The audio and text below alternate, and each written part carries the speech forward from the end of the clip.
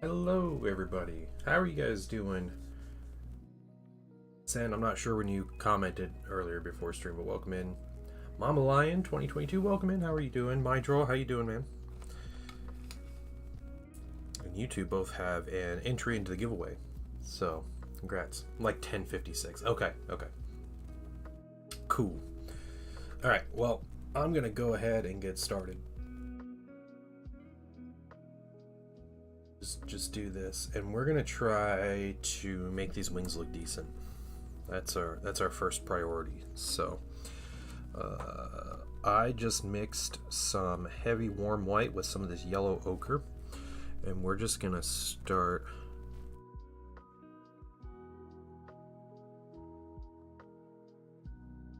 trying to build up a little bit into this heavy warm white, and I'll actually get these too.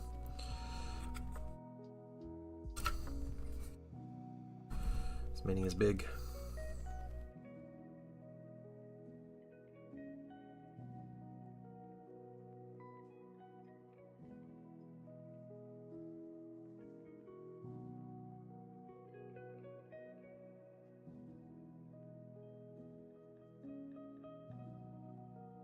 Hey, Frankie Fingers. Well, tired but well. Yeah, I understand. I get it. Crovis, welcome in. Anton, welcome in.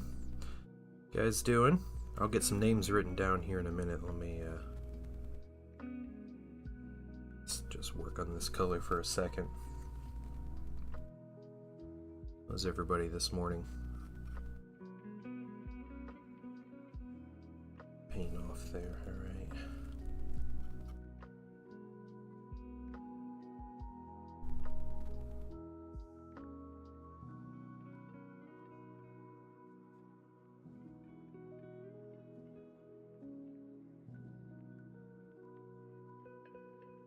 Work on building up colors, and I'm gonna paint over this just to start getting rid of that orange.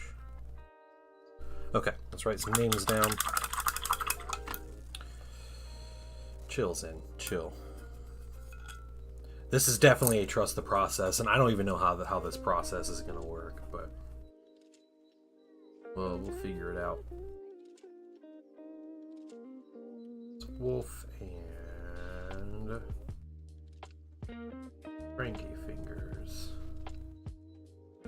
and Judge Dave. Alright.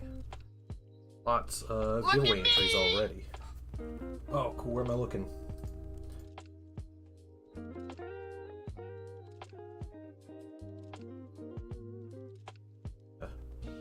The whips.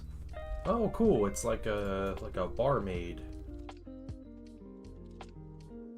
Nice. You know, like the food looks really good. Nice. Very well done. Hey guys, check out the whip from Mama Lion.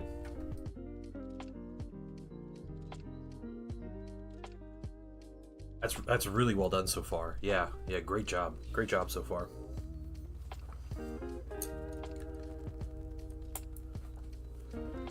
The moldy bread, yeah, oh yeah.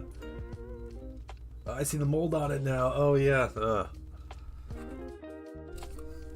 Terrible.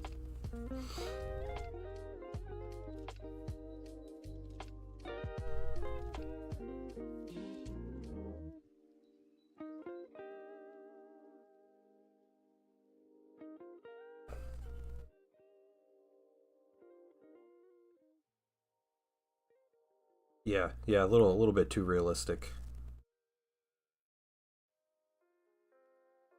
I agree. Ugh. Let's keep going.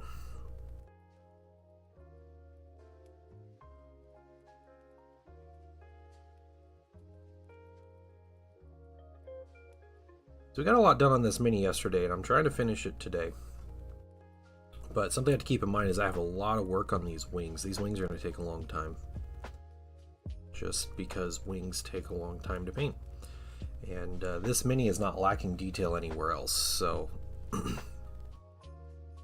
there is a lot of work still to be done, especially with what we're doing.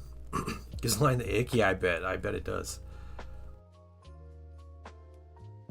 Oh, cool. A Blood Angels armor pack. Where'd you find that?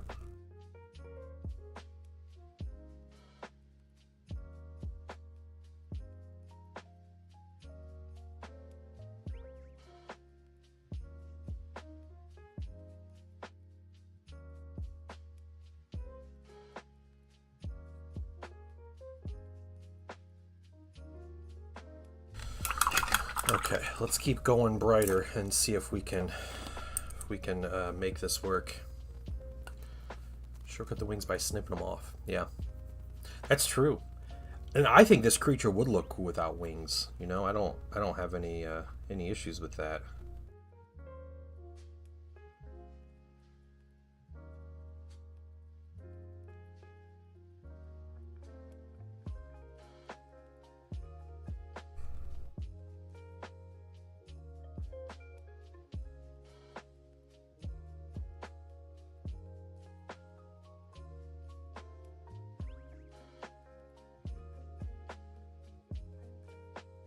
Lock in our colors, and then maybe we'll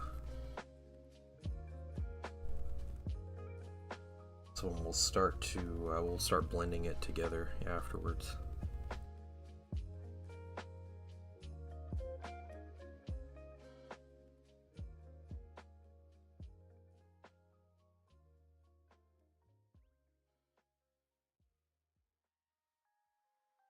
Notorious wing poacher. Yeah, that's fine. It means less wings for me to paint. Poach away.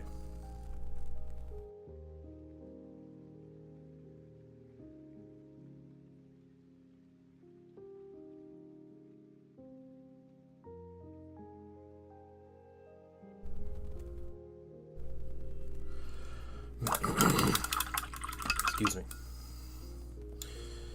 Yep. Legio models. Oh, cool. All right.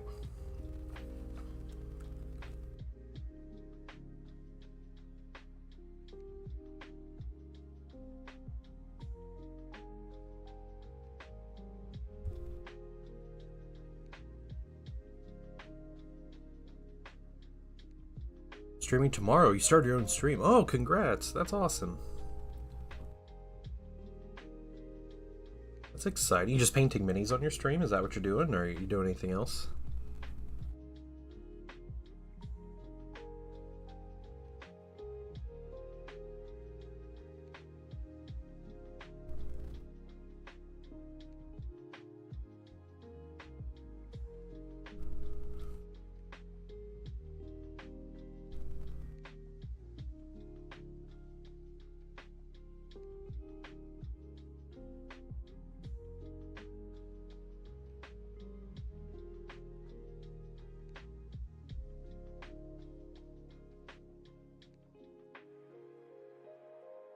Sims and Hairdresser Simulator by myself. Okay. Nice.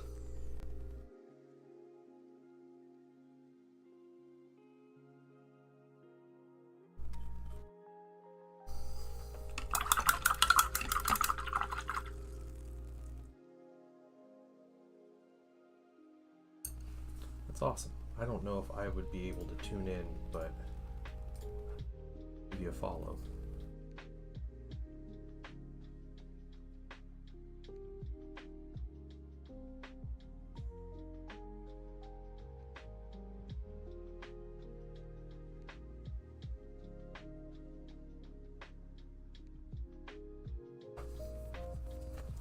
Oh yeah, I remember. I remember first time I streamed or decided to stream. I was super nervous. It's really awkward.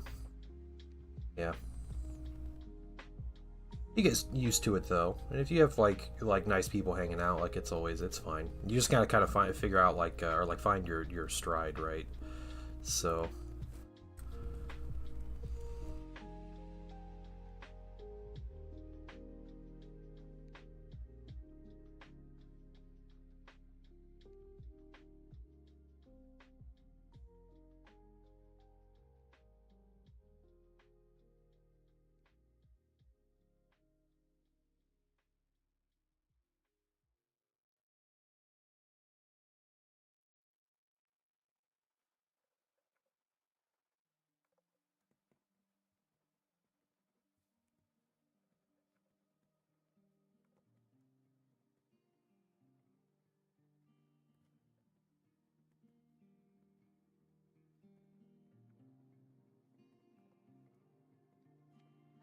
Hey, this is Happy. Welcome in. I've been painting minis for pushing 25 years or so. Quite a while.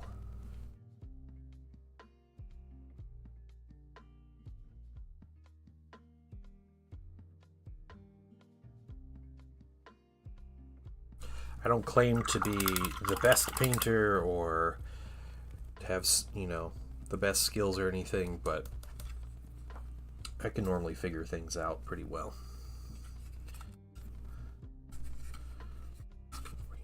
Some of these.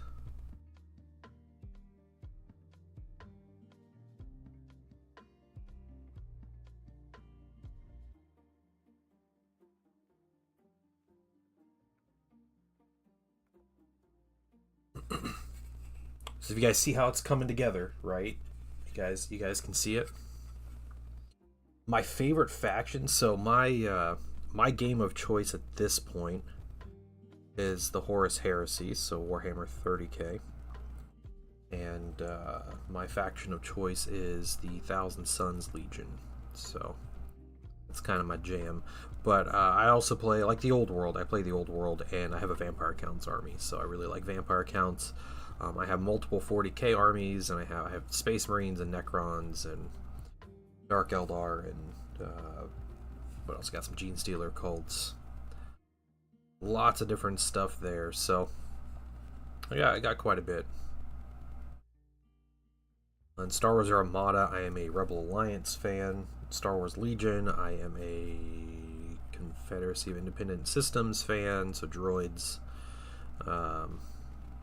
Yeah, just a lot of different things.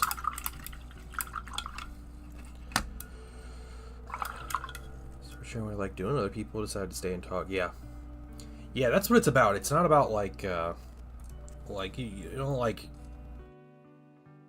just like hang out and like be yourself and do things that interest you, and like people will come in eventually and hang out and chill with you, and it ends up being a good time. Yeah. I do not have an Age of Sigmar army. No, I despise Age of Sigmar, honestly, but yeah. Hey, Doc Rose. And we are doing a giveaway. So this mini I'm currently painting, we're going to give away. So if you guys want a chance to get this mini, I'm going to do the drawing at the end of stream today. If you guys want this mini, all you have to do is be a follower and comment. Just leave a comment. Say hi, whatever, and if those two conditions are met, you get an entry into the giveaway. You can get 2 additional entries. First of all, if you are just any paid level on Patreon. So $1 a month.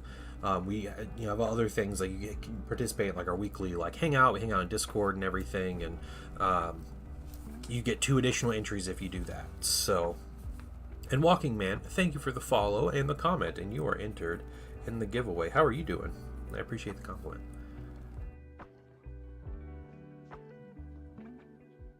Walking Man 1990. Bicycles, fish, yep. What's up? I got you here. Yeah, we still have a lot of work to do. I was working on it yesterday. We got base colors, we got some washes down, we got some different things down. But yeah, today is the day to try to finish it. So just chilling. Nice. Yeah, we also have a Discord. It's a very nice group on Discord, so I can vouch for the Discord being super cool.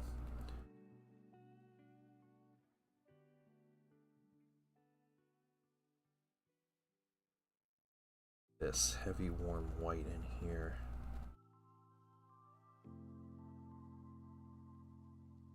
If I play Old World, I'd play the Empire. No, the Empire is super cool though. Yeah. My thing about the Old World as a setting and like Warhammer Fantasy is I would be more than happy to play any army in that setting. I have no issues with collecting and painting and playing an army in the Old World. Any of them. Like the Empire's cool, and I could find tons of cool themes and like great paint schemes, and like the minis look great and their style's awesome, and like I'd be more than happy to do that. I'd do that with any army that's in the game, legacy or not.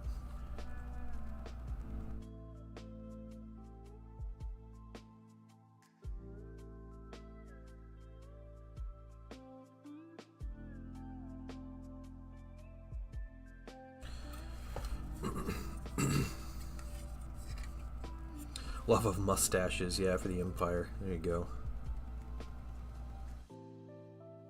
It's hard to beat.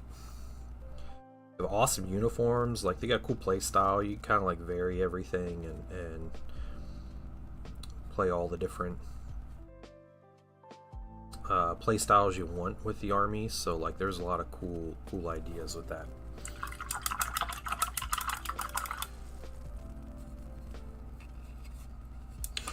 Yeah, there's a couple reasons I don't like Sigmar, and I don't have any issues with other people playing it and liking it. Like that's fine, you know. Like we all have different interests, so don't ever take me not liking it for judgment of other people liking it. So you guys are allowed to enjoy things.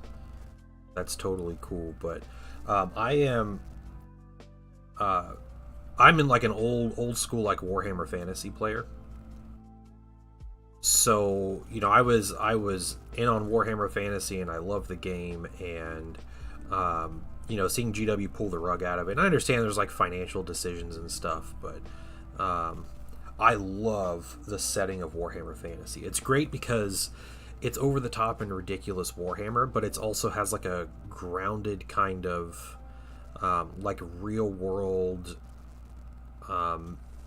analog, you know, like it's even the map looks just like a weird version of Earth and everything, and I like that. And you know, like there's a lot of classic fantasy tropes which I enjoy, you know, like dwarves are typical dwarves, elves are typical elves. Like when you have like vampires and the undead, like you kind of know what you're getting if you're familiar with like your normal kind of fantasy stuff. And Age of Sigmar, to me, like if I were just to break down the reasons. So first of all, like I really don't like the lore. I think it's disjointed. I think it's too ridiculous and fantastical. I think GW leaned too hard into trying to make everything that they could copyright and not just making things interesting. So they want names of things that they put a trademark behind on everything, and they want a setting that doesn't look like anything else in a way. And I think they lost a lot of the cool factor when they started doing that. And yeah, it looks more like a blatant excuse just to have like a reason to play a game than like Warhammer Fantasy. Someone just asked why I don't like Age of Sigmar, and again, I'm totally fine if you guys like it. I don't have any issues. If you disagree with me, that's fine. I'm just voicing my opinion. Hold on, I'm writing down some giveaway entries. So Taxi and Cultured American, you're both entered into the giveaway for today. Yeah, as far as the miniatures and the art style, I don't like them. I had a moment where I was like, you know, a lot of people are playing Age of Sigmar around me. I'm gonna look through the website and I'm gonna find something that I like. That's what I'm gonna do. I'm gonna pick a faction and I'm just gonna find like miniatures that look great as an army and see what I come up with. And I went through every single army, looked at pictures, like looked over all of it. There was nothing, absolutely nothing that appealed to me, which is unusual for a Games Workshop game for me, because like, you know, when I was talking about like Warhammer Fantasy, I'd be happy with any army in the game. I'd be happy to play. The like 40k, it's kind of had a few missteps in my opinion lately, in like design. In my opinion, but for the most part, 40k, any army, like if I had to collect them, I'd be happy with it.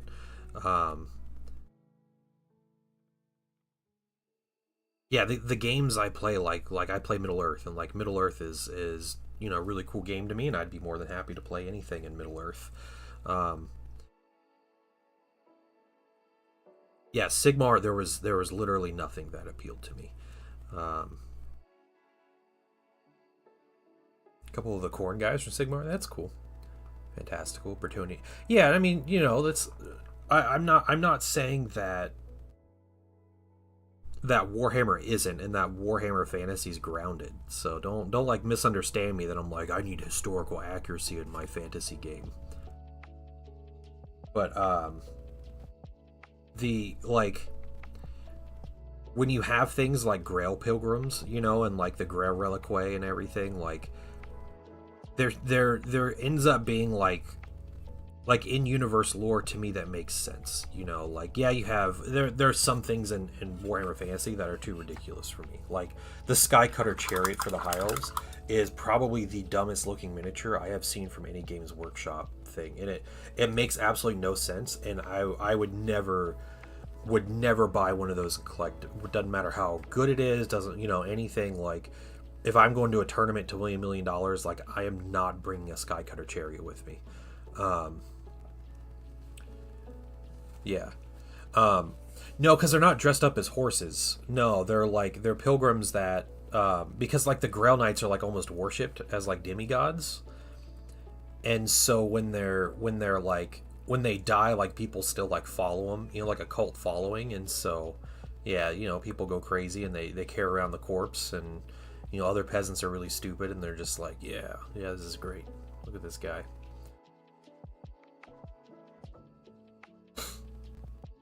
Yeah, people have done crazier things in reality, like dwarves in their airships, like yeah, I don't know. There's a weird sense of like they took Warhammer Fantasy and they would take like a unit in Warhammer Fantasy and they would expand it out to a whole faction, like the Slayers, or like Witch Elves, or like they would do that, and then they just had to like come up with a way to make it fit an army, and it just got more and more ridiculous. Yeah, I do like the look of the Soulblight for the most part at this point. That kind of brings me to another point though. Like I do collect Soulblight minis for my Vampire Counts army, but I had watched battle reports for Age of Sigmar, and man, does it not look like fun to me. I was like, oh cool, like an undead horde, and it's like 2 units of zombies and a big dragon guy and like a unit of knights, and they're like, yeah, this is my 2,000 point army. I was like, this is not cool to me. So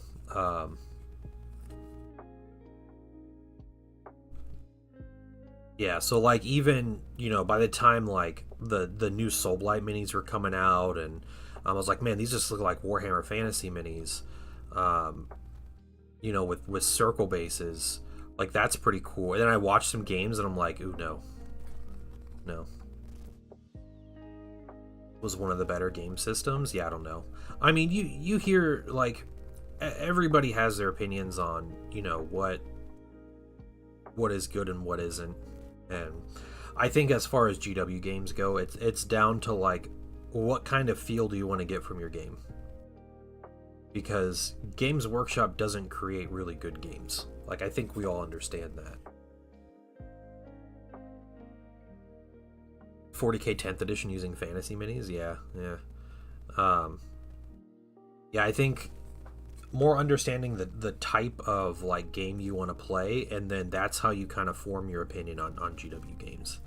So I like a game that's like mass battle and feels like you're fighting a big battle. Age of Sigmar is not that. Age of Sigmar to me looks very Hero Hammer, and it looks very much like a board game where you're like trading pieces, like a chess game kind of thing. And I don't like that style of game in my collectible army painting war game. So that's just kind of how I get it. Like I liked 40k 10th for a little while, and we tried to play a tournament. Me and Zen went to a tournament. It was just like a little like RTT, and I used to go to 40k tournaments all the time, and it was a blast. Like people hang out, and like it's always like cool to like chat with people and everything. And it was not that. This little store run RTT was a tournament circuit team doing a practice event because they needed a location to practice all their sweet medalists. And so there was like it was that whole attitude, and it was really crummy. I didn't like it.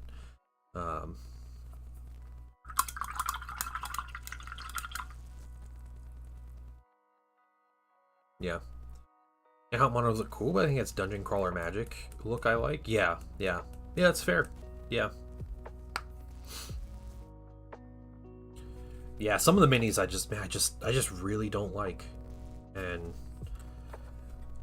it's just like the whole like Lumineth range to me is really bad. And I know people that like them, and that's fine, but to me, like the like kangaroo riders and the giant kangaroo monster, and they have one cool mini, which is Eltharion, which is like the ghost mini, which I thought was like a really cool effect how they made it, but then it just like soiled by all the other minis. So good balance of modern time savers and death. Ninth was not a good addition. I'm gonna be honest. I think we look at it through rose tinted glasses. Ninth was a mess of an addition. Yeah, there was like I don't know if you guys remember, like every army had like 40 stratagems. They had like 3 or 4 pages of stratagems. The amount of rerolls and then like plus and minuses to everything, and you just it was I sit here and read my rulebook of the game. Like that was the whole like ninth edition. And then they would make drastic changes with FAQs that were just insane and that made the game more complicated, like Armor of Contempt. And then they took Armor of Contempt away, and then they just like changed weapon stat, and like it was insane. It was insane.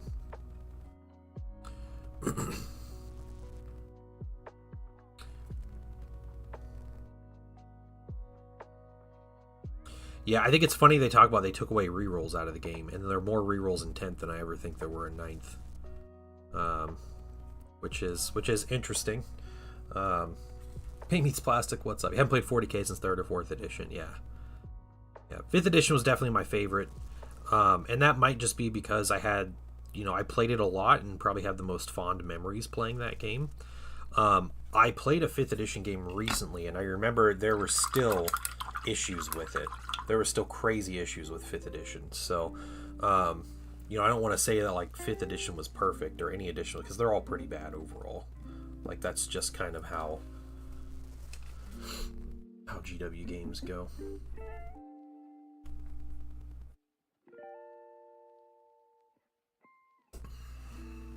5th edition hull points were awful. They were, yeah.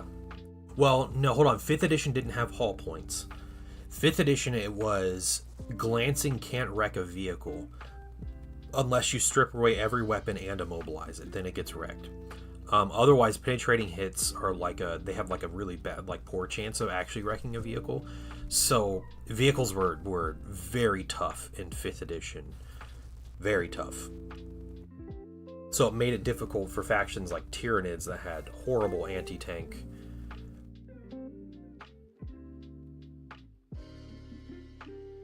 Easy to do with mass? No, I played Dark Eldar. It was not easy to haywire vehicles down.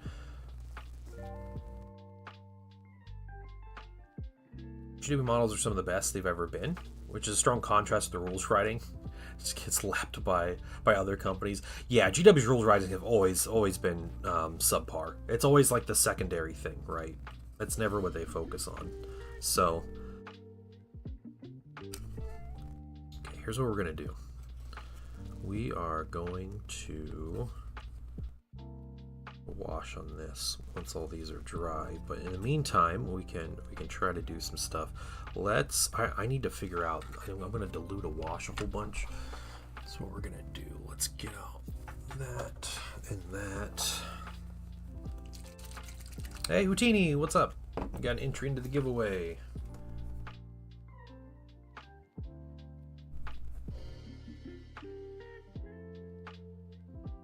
And Blue, or no, Blue, you're a mod. Sorry, but welcome in from the office. Hope you're doing great. Yeah, one of the things I appreciate about the Horus Heresy, playing the Horus Heresy as a game, is that like every other GW game, the rules kind of suck overall. And again, it's about what what general concepts do you like? That's what appeals to people for GW games. Like, man, I really like the feel of, a big battle, and I like it when, units actually run away when they fail morale, or I like having like cool psychic powers and big blast templates and giant superhead like that. Okay, Horus Heresy is your game. Getting into the nitty-gritty of mechanics for Heresy or for any GW game, there's going to be so many flaws. And if you want to play super competitive and you feel like you want to run a circuit of tournaments and everything, 40K is probably your game, or Age of Sigmar. If you want to chill and have fun and like throw dice and laugh about it and have cool painted armies and like all that stuff, like Heresy's probably your game. One of the things I really liked about Heresy is the fact that it's so laid back, but also that the community polices itself. So I know first edition had this. People talk about first edition was so great, and then people in the same sentence will talk about, yeah, it was great when there was a big community FAQ toward the end of the edition, and everybody played with that, and that made the game awesome. Well, yeah, okay, it was fan rules that everybody was using, and that's generally accepted. Second edition, off the bat, there were community house rules that were almost like unspoken in groups, and everybody just kind of followed. And if you didn't follow them, like, people would frown on you, or they would tell you politely, like, hey, this isn't usually an accepted thing, and the next time the person wouldn't do the thing. And like the community policed itself, and that idea, that concept, I really like. I really like the community just kind of stepping in where GW doesn't. And people complain like, oh, GW is, they're ruining the game, and terrain rules suck, and all this stuff in third edition, but like I can't get my master signals a Thunderhammer. But like that's easy fixes. That's something that the community shouldn't have to step in and do that, but they do. And that's kind of what happens with this game. 3 editions of that, and that's it's just what's gonna happen. We had Josh from Mini Wargaming was chilling in stream one day, and I asked him, I was kind of closing out stream, and I asked him like, hey, what are you gonna do if the PDF comes out and there's no option for characters on bikes? I know he said he's starting a White Scars army. Like, what's your plan with this? Are you gonna like look to a community rule set like patches? Are you just not gonna build it? And he's like, and his response was like a very like Heresy player. He said, I'm gonna pay 30 points and I'm gonna put my character on a bike. That fixes the whole problem. Nobody cares. Like that's how everybody in my local community is. Like, oh, your characters don't come with jump packs. You can't give an apothecary a jump pack. Like, that's not in the current rules. Cool. How many points a jump pack for other characters? It's 20 points. All right, so you pay 20 points, you get a jump pack. Like, that's the rule, right? There's a whole section for like officer war gear, and a lot of the consoles don't have options for officer war gear. What do you do what would you do to fix that?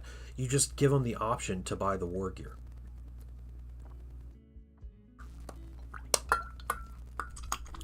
Yeah, 2.0 has a ton of problems though. Like, I like the idea of third edition, and I'm a big fan of like old 40K. So like Heresy appealed to me because it was old 40K, and I'm totally cool to play second edition games. I don't have any issues with that. But also, like, if you want like more support, you want things coming out in plastic. I'm still not thinning that out enough.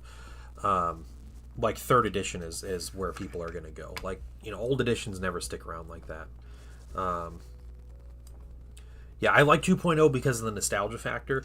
2.0 was a terribly written game because it's GW. Like, it is. The reason it's fun is because the community policed it, and we had community rules and patches and like unspoken and spoken like house rules. Right, yeah, that's Taxi. That's what I'm saying. That's what makes GW games fun, is when people show restraint. Like bringing all the, you know, oh, this thing's gonna crush everybody, I'm gonna bring it. Like, no one ever has fun with those games. Excuse me. Yeah, I rant about Heresy a lot, but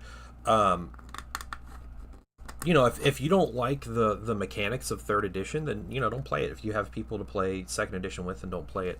I play Thousand Sons, and Thousand Sons had terrible rules in second edition, and so I am excited to have some decent rules that are characterful and look like fun in third edition.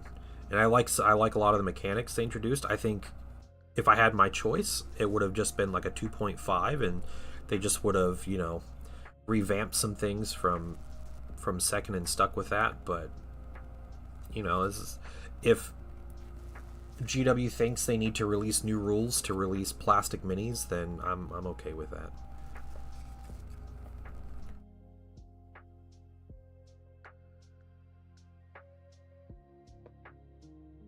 I mean, they do though, Taxi. Like, that's just like, we work with what we're given.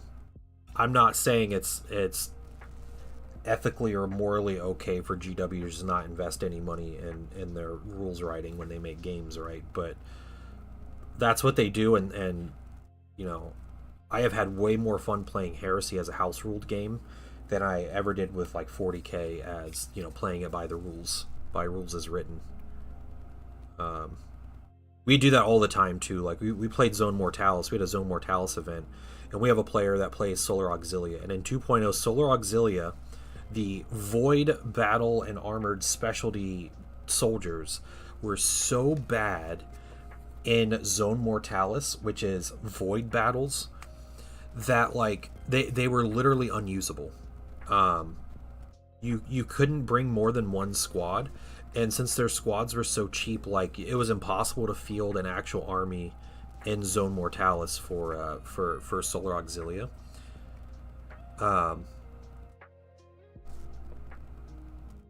But like, you know, we played an event and we had a Solar Aux player, and we just said, dude, just bring the whole Tercio when you pay the points for the reinforcement. Like, bring the whole platoon. Instead of just bringing the one squad and paying the 2 reinforcement points with it, which is ridiculous. And there was literally a dude in the group, and it's a guy that I refused to play against. He was just sitting on the side. He wasn't even playing, and he was arguing that we were all wrong for playing it like that. And we're like, dude, we don't care. Like, everybody in the group is letting the dude bring his army like this. Like, we literally do not care.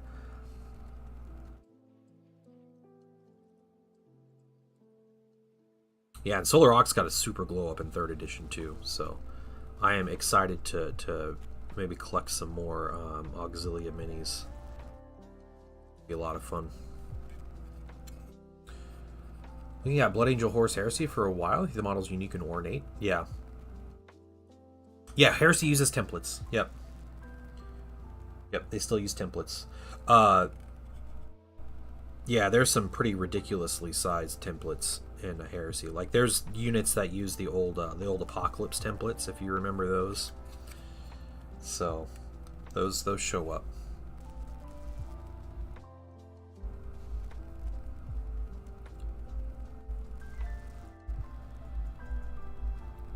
Yeah, and it's interesting because, you know, I think as people who play the games, we want the game to be balanced, right? Because a balanced game means that we don't have to worry about, you know, what's too strong and what isn't, and all this stuff. Like, we all want a balanced game, but in truth, like, getting a balanced game is nearly impossible. Even like chess isn't balanced, right? Because one player goes first. Yeah, and I think, is this like a growing older thing? I don't know what this is, but I think we all have to realize at some point that having an interesting game is more important than having a balanced game, even if that means that people have to house rule things, you know, or like have like agreements, really, right?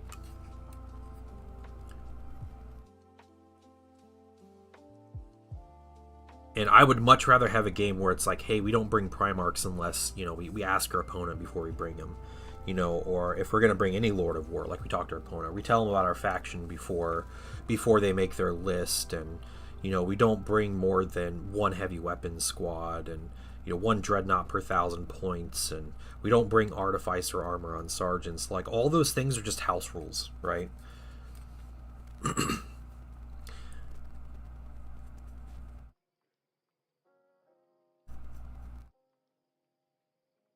Judge Dave is furious. Yeah, he is fuming over there. Like, what do you mean I can't bring my 65 las cannons? Yeah. Yeah, if you look up I think they're called the apocalyptic blast markers. Might be the name. Apocalyptic templates or something. You're never gonna lose every time because your army rules suck. Yeah. And then that was an issue we had with some of the players in 2.0 Heresy, especially one of our big Auxilia players, where he was still playing the game, and and everything. He'd participate in stuff, but he was going to every game like, yeah, I'm gonna lose, like, have fun destroying me, and he would do that. Now, he would occasionally win games, and we'd all freak out, when he'd win games, but yeah, it sucks. It sucks to play with a handicap. And again, like, do we want GW to police the balance of the game, which means, I think, based on observations, it means stripping all the, like, flavor and interest out of the game?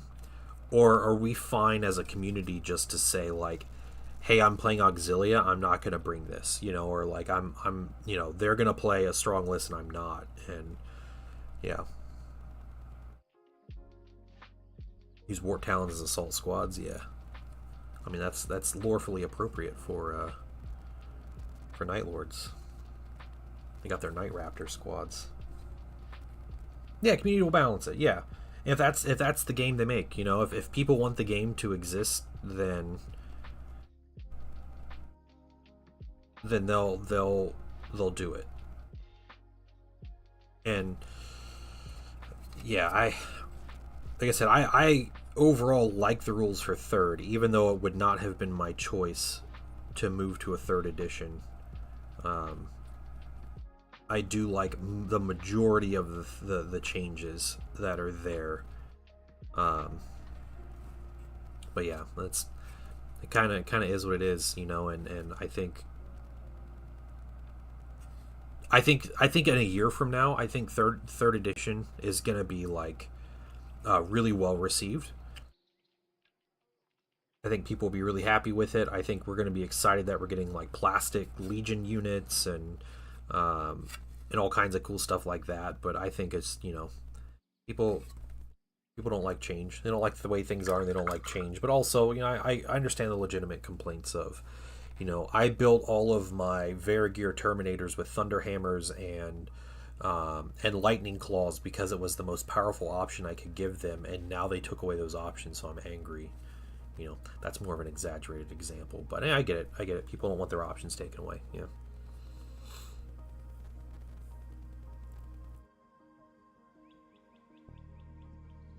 Options can handicap people as well. And you always have min-maxers. Yeah, the thing about min-maxers, though, when you play against them, you can decide not to play against them again. And again, that's my experience. I have one, maybe two people that I will never play Heresy against again, just because I didn't have fun with my games. And, they weren't enjoyable. One of them was what felt more like a min-maxer. The other just was, like, not fun. It was just a really, like, bad experience. Yeah, if someone brings 86 las cannons against me and, like, and they're trying to play that way, like, I'm gonna pack up my stuff and leave. I'm gonna shake their hand. I'm gonna be like, yeah, thanks. Like, that's enough. Yeah, I've never seen anyone do that. So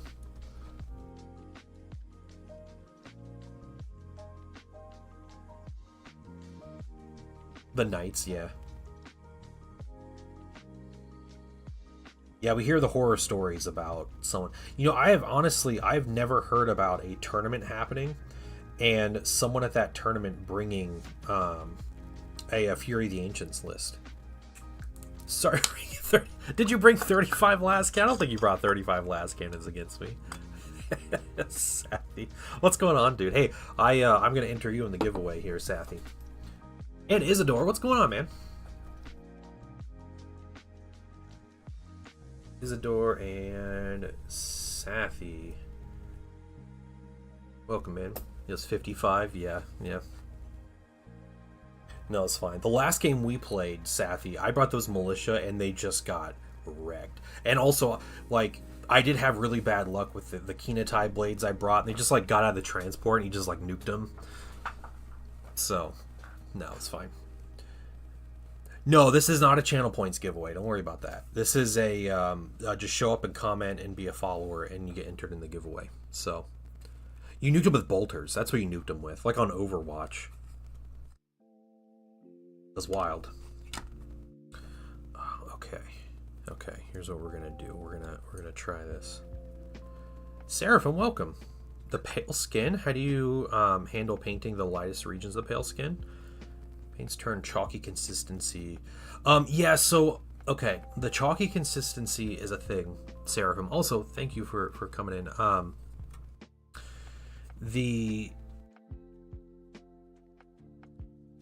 The reason that white paints turn chalky is because the pigment can't be ground into a fine enough powder that makes them smooth. So if you're painting pale skin, you need to use light colors, but you need to one, thin it down a lot, and two, you need to apply those light colors at the very end. So you got to work more with your shadows and stuff is what you have to do, or just buy better white paint, honestly, is part of it. Super Sergeant for Stormwing. Yeah, that'll be cool. Yeah. Bold Titanium White from Pro Crow is really good. Yeah. Yep. There's still good bolter nonsense you could do, Sathy. Like, bolters are strong. They're probably overall a little stronger in 3.0, just your humble bolter, but yeah, I never use pure white as like a base coat color. Pure white is always a yeah, this is gonna look really bad.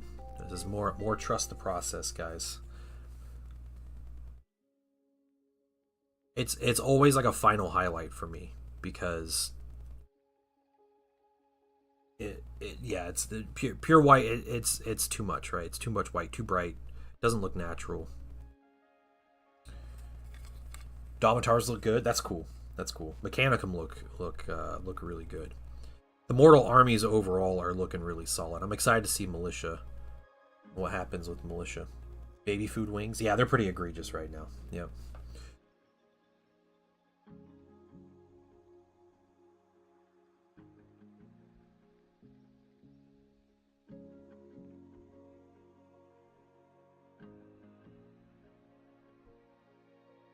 We're trusting the process on the wings, guys. That's what we're doing. We're gonna start highlights with other colors. I don't think the colors look too bad. It's just the whole thing. Thing is a little wonky right now.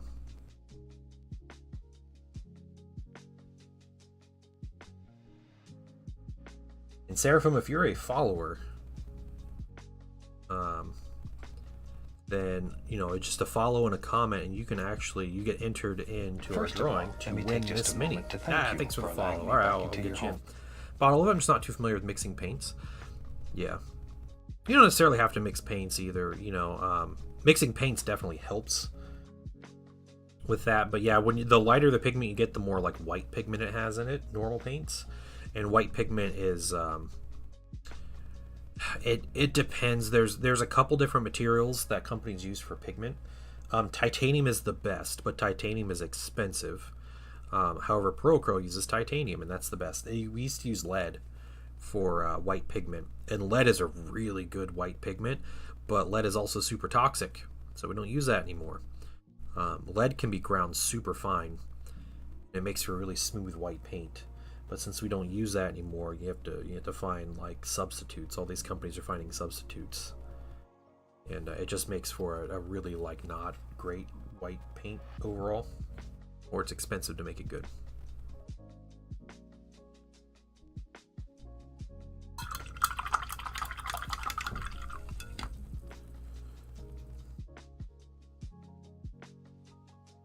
It's a little heavy metal poisoning. One's hobbyist anyhow. I know, yeah.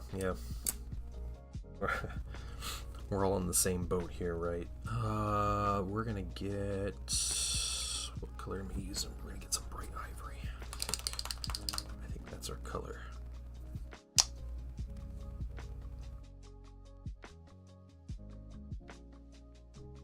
Grab a lot of it. We're gonna mix it. Just a little bit.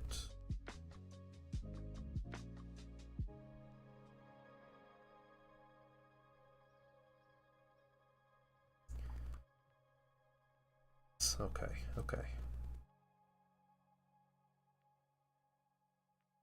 Hold on, let's...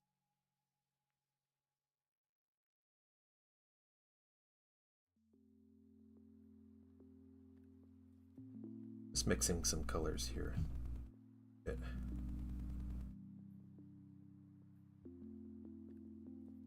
Get a feel for these scales.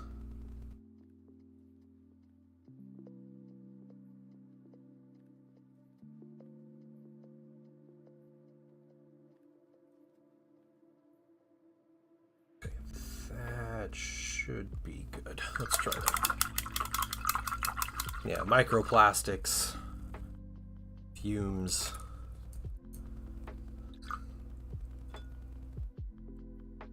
Resin fumes and dust. It's all something, you know. It's not one thing, it's something else. All right, we took some bright ivory and mixed it with a little bit of this Terradon turquoise. We're gonna try to just scales here.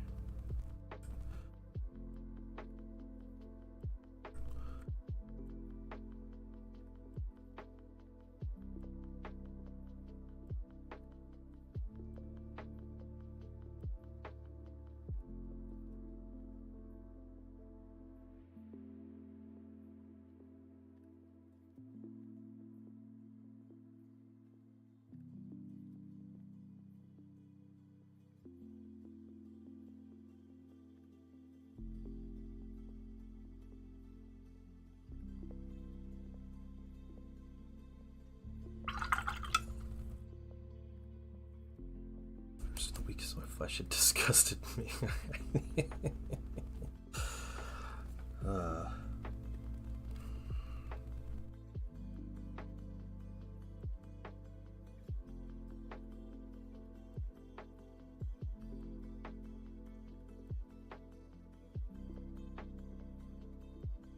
Dry's a little darker. We don't need it to be perfect, I understand. We're trying to finish this mini today. We're already in our stream, so we gotta work at a reasonable pace.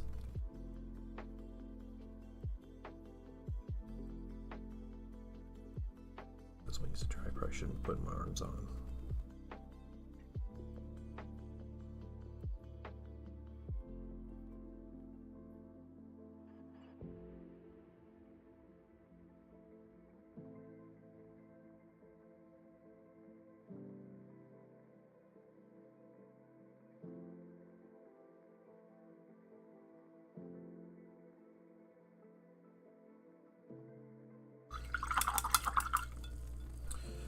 Just to get an idea,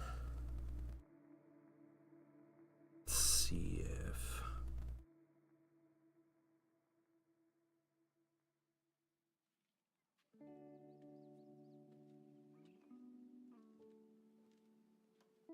this works.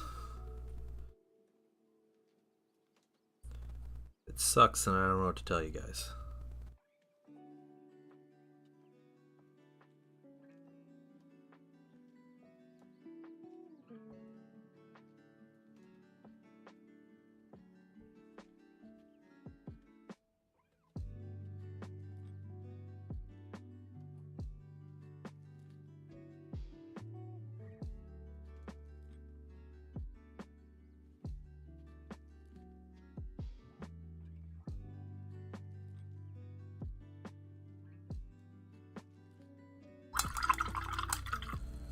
Yeah, I really don't like it. Don't like it. Quacktape, welcome in. Write your name down in the giveaway. Got your other entry here. Guys, just so you know, I'm going to be giving this mini away at the end of stream. And you can enter by just being a follower of the stream, whether that's subscribed on YouTube or a follow on Twitch. Hulk Hogan passed away? Dang, everybody's dying. Okay. You can be entered, yeah, by just following, making a comment, giving a comment. Okay, tell me Hulk Hogan passed away, I guess.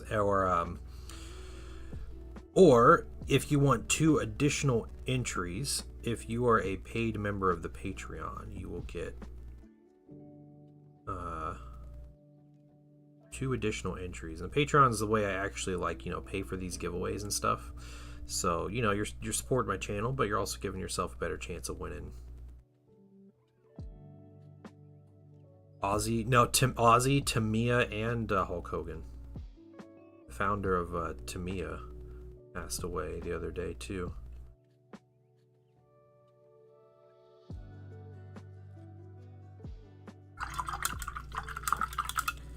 Yeah, I don't like that. Is that? Let me see if.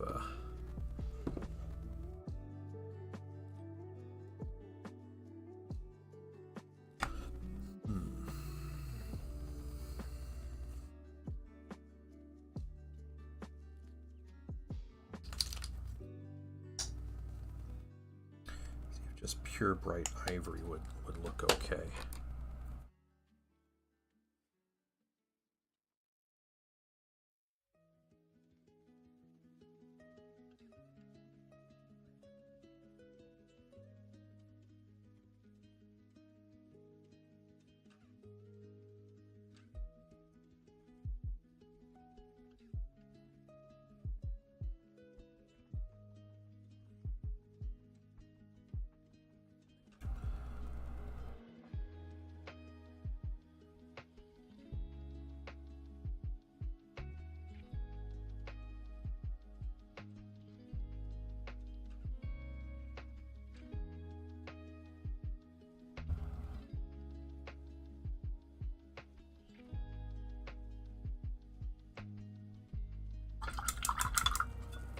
I like that a lot better, just the pure bright ivory.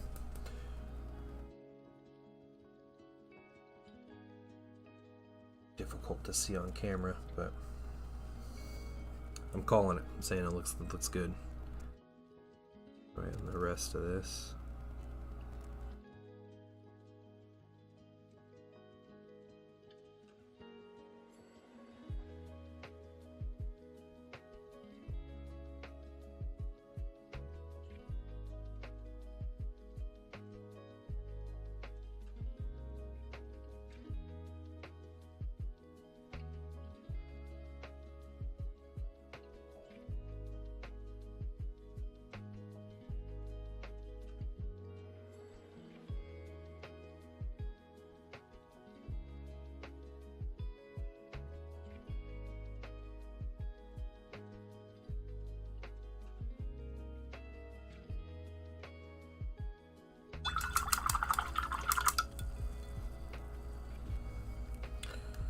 Sad day for Hulkamaniacs.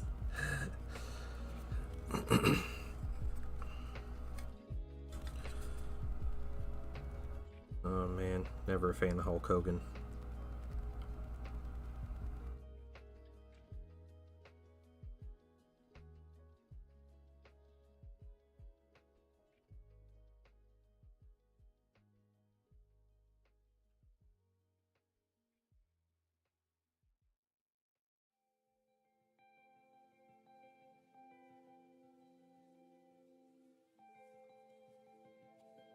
Yeah, I like that. I like this.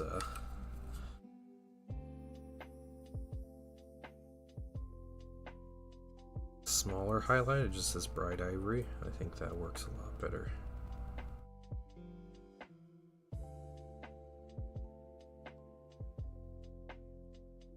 Problem is, we're going to go through every scale on this mini.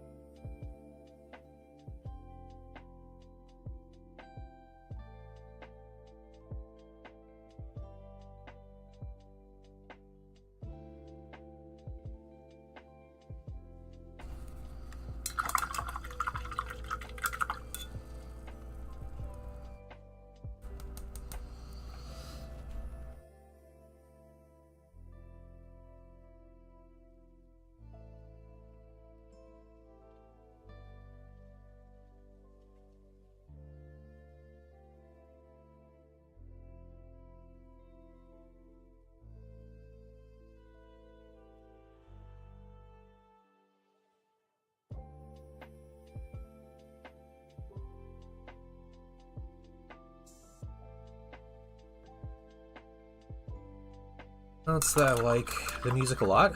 Vibe even when chat slows down. Yeah. I appreciate that. Yep.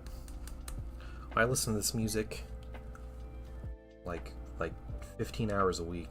It's crazy. It's just lo-fi hip-hop beats, that's all it is. YouTube doesn't shut down my stream when I play this.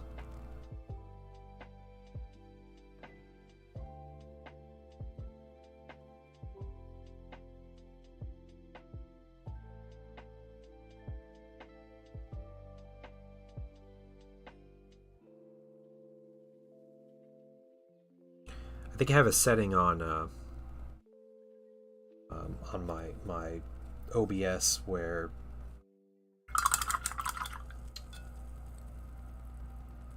it plays the music when it's live, but it doesn't record it. So Twitch doesn't get mad at me either, because the music isn't in the recording at all. But YouTube freaks out regardless. Yeah, they don't like any background music. It's crazy. But the lo-fi works out well. I've never had issues with lo-fi stuff.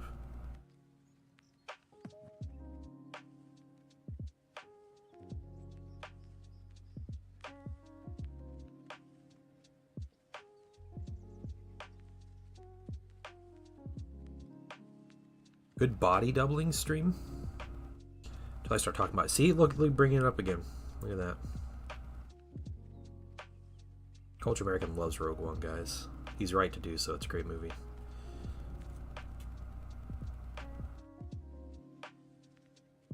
Just can't stop talking about it. Rogue One, in my opinion, is the best Star Wars movie. The highest quality Star Wars movie. Most well produced. The best acted Star Wars movie. Yep.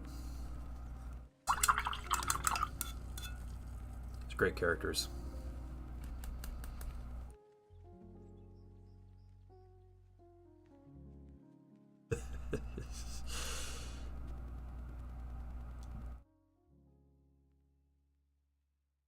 Cultured American disagrees with me, but it's okay that he disagrees, so that's fine. You know what they say, nobody hates Star Wars more than Star Wars fans, so...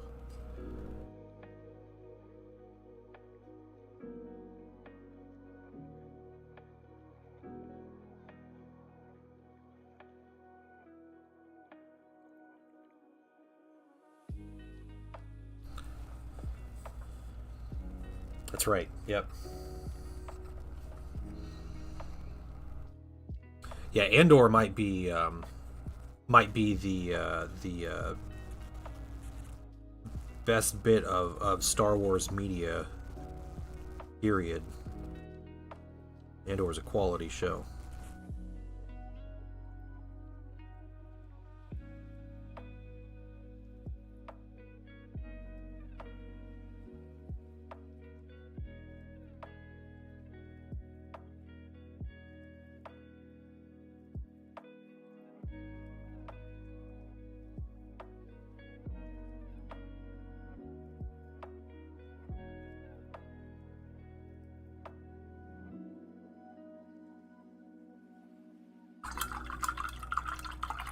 It's insane. The first season's really slow moving. However, if you got to think of it as story arcs. So each season is like 4 movies shoved into a TV season. So if you think of them as like every 3 episodes is a movie, it makes a lot more, the first season especially, a lot more like tolerable. Yeah, the first season they released an episode a week, and it seemed like that show just dragged. By the end of the show, it was amazing, though. Like, it was so good. But the second season, they released it all in 3 episodes. They did 3 episodes a week. So you got like a movie a week is basically what it was, and it was amazing. It was great they did that. Yeah.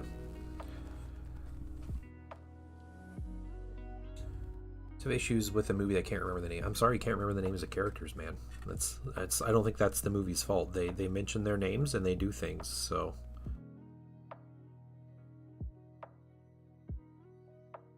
You getting old is not a fault of Rogue One.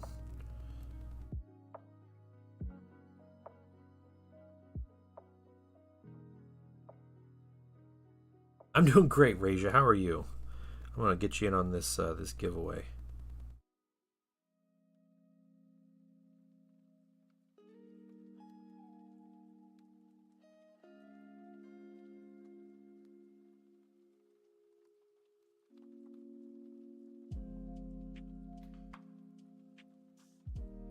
I personally think it would take away from the movie if the characters announced their names every time they entered a room.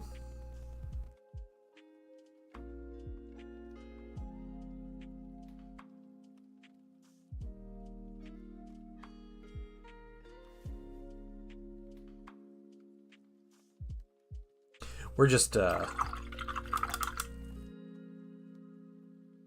movies don't need to exist ever.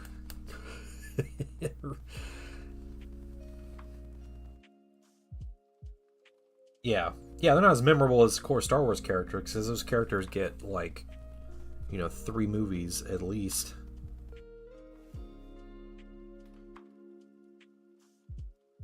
But, Jen Cassian, K2SO, Chirrut Baze, Brody, like, that's the main characters.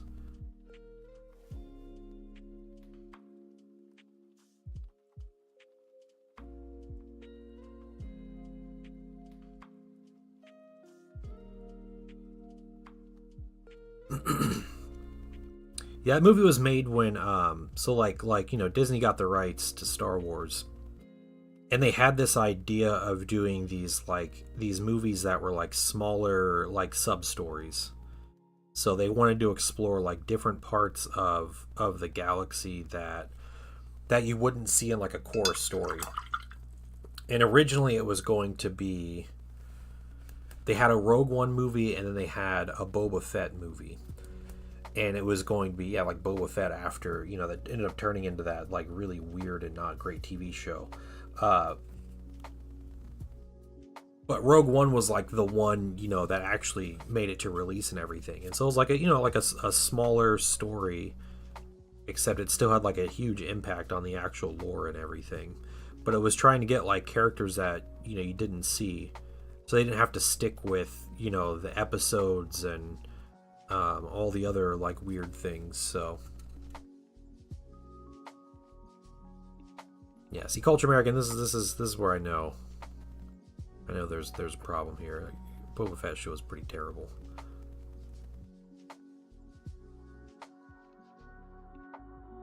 Little Scooty Puff Jr. race going on in the middle of the one episode, and Boba Fett being like the big bad, and he's like, I don't want to hurt people. He's like, we treat people with respect. And it's like, as he's like a crime lord. Yeah. It's just Mando 2.5. I liked the Acolyte. I honestly liked the Acolyte.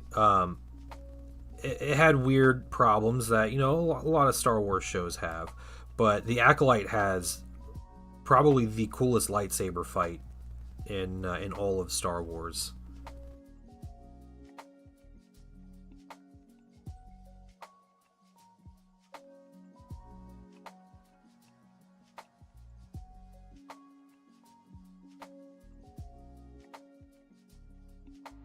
Show's just brutal.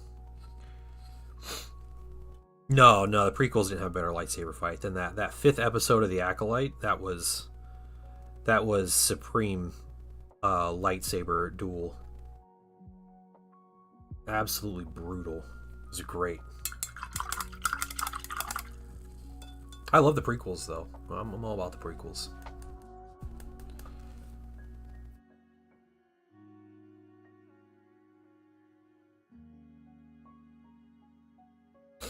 Yeah. The Acolyte does like a complete 180. Like halfway through the show, it's crazy. I understand if people don't like it though. Like I get it, but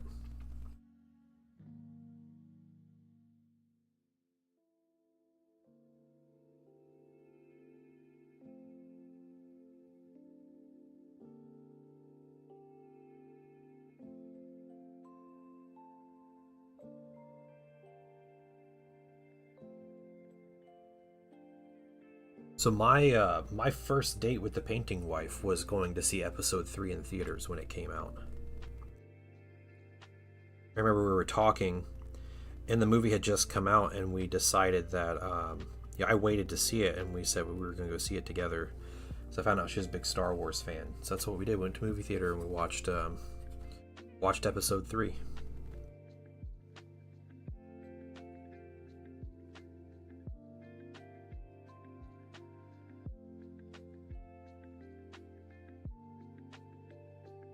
You know, for a long time I had a no Star Wars talk rule on my stream because y'all literally could not handle a normal discussion about Star Wars. What to highlight?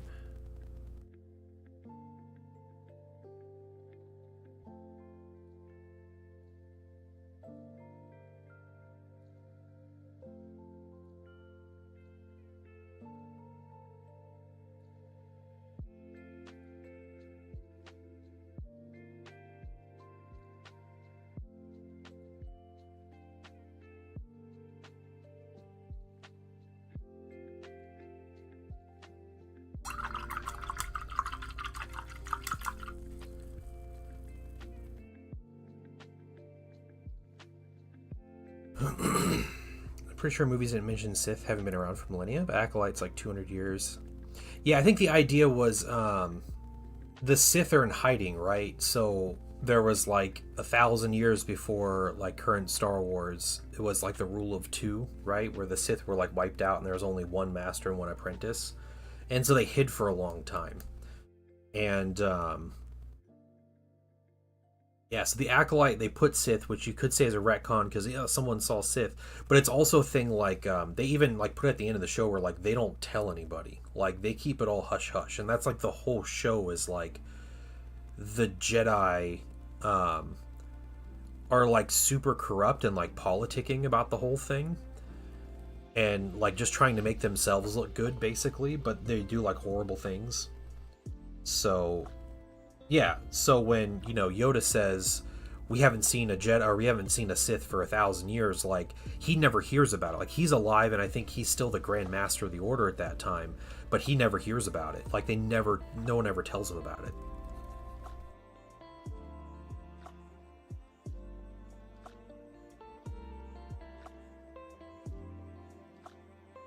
Do horrible things, not telling, yeah, GW. No, they tell everybody. And then just sell more minis after they do.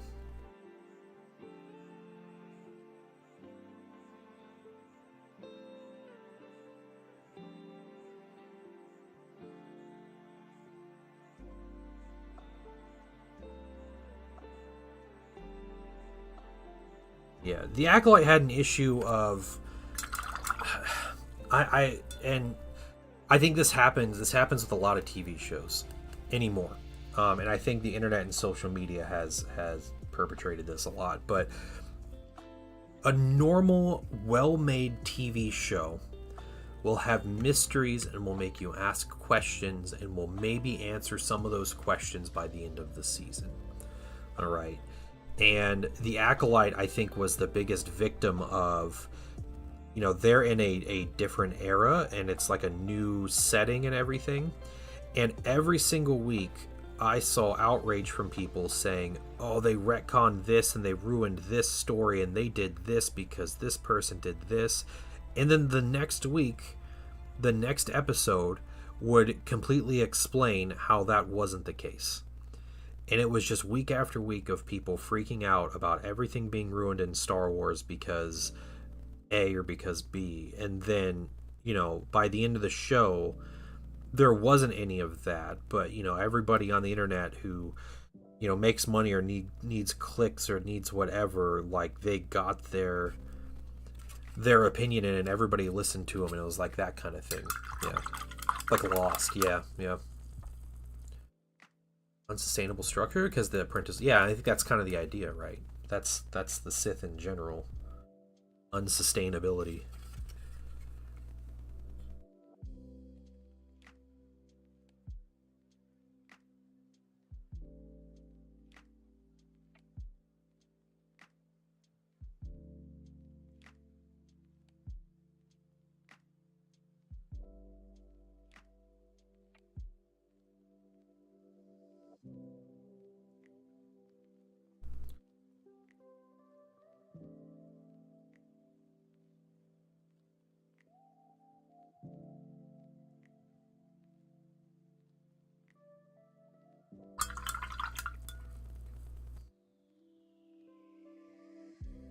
A really underrated Star Wars show was Skeleton Crew. The show was Goonies in Star Wars, and it was great. It was a fantastic show. Retcons all things. Yeah, that's kind of J.J. Abrams, though, right? Doesn't J.J. Abrams, like, that's just what he does. And that was his show, right? Wasn't Lost his show?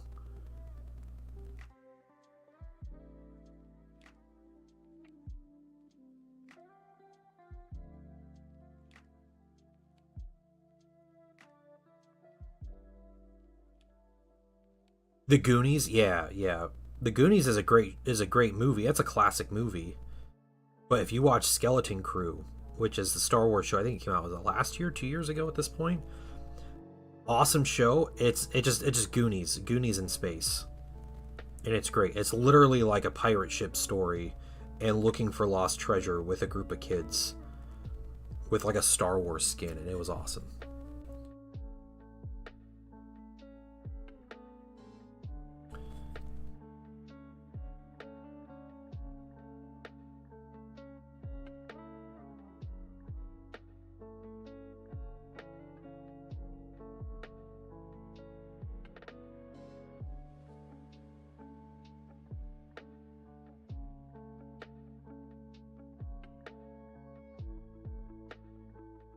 Yeah, we watched it with my son and he loved it. But my wife and I loved it too. And I'm like, man, we need to watch the Goonies now because it was all about it. It's a very quotable show. Star Trek movies were good. The Star Trek movies were good because they were the most Star Wars Star Trek movies ever. That's that's why I liked them. As someone who's never a fan of Star Trek, I enjoy the J.J. Abrams Star Trek movies. I think actual Trekkies hate them.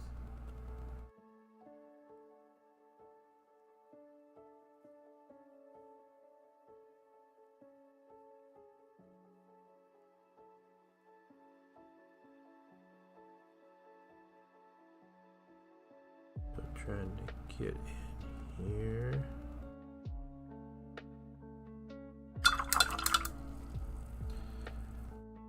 Leg, got that leg. I think we're approaching being finished with this. Let's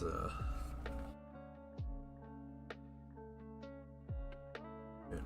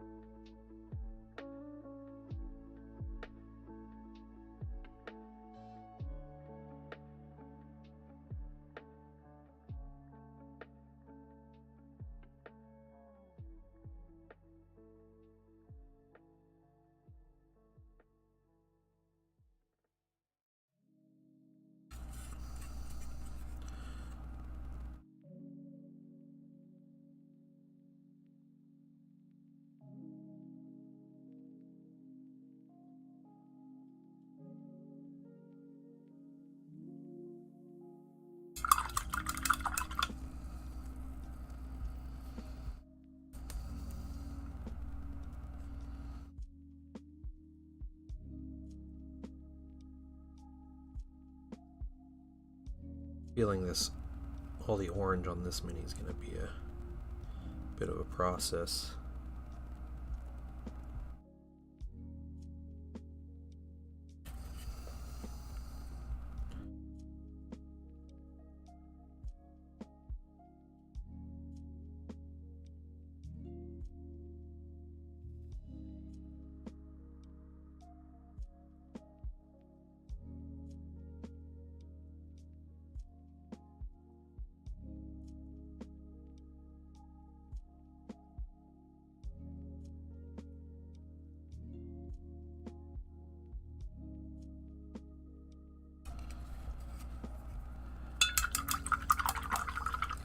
Play video games at all, or mostly paint, read? I play video games. Yeah, I don't play nearly as many video games as I want, but I love strategy games. Any more that kind of translates into like RTS games, or not RTS, but turn-based games, because I don't have the micro skills or the hand-eye coordination to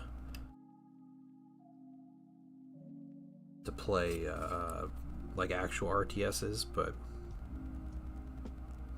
yeah, I'll play. A lot of times when I play games anymore, though, it's like quicker games, that I can start and finish in half an hour or something. You know, like,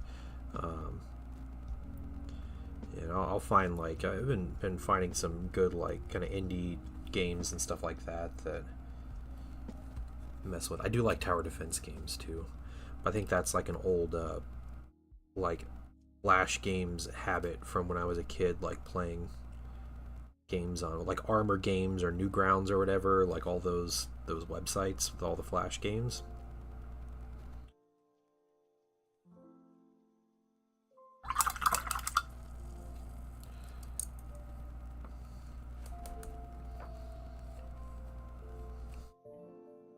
Very seldomly, but it does happen, but it's very seldom. I will actually stream playing a video game.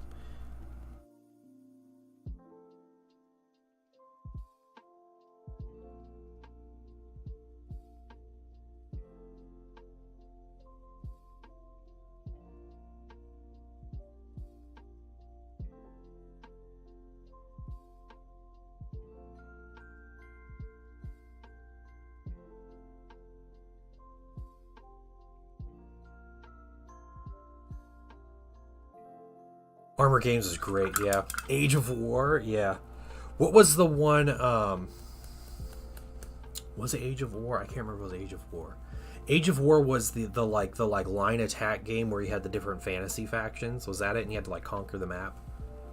And you'd upgrade and buy different troops. Was that Age of War?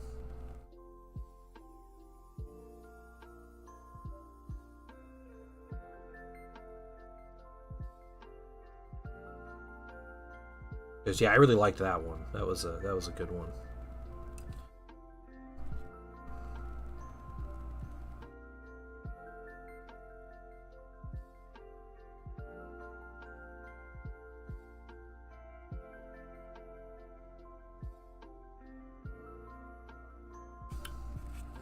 The video game I've been playing the most recently is just a mobile game, but it's Bloons Tower Defense 6. So, more nostalgia from, I don't know if that was Newgrounds or Armor Games, but playing Bloons and then Bloons Tower Defense, and then just playing those through the years.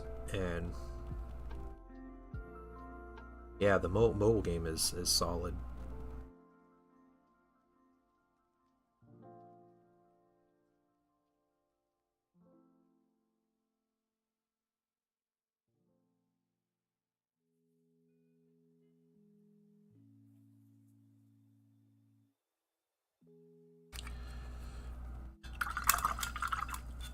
Base versus base, you buy troops that walk directly to the other base.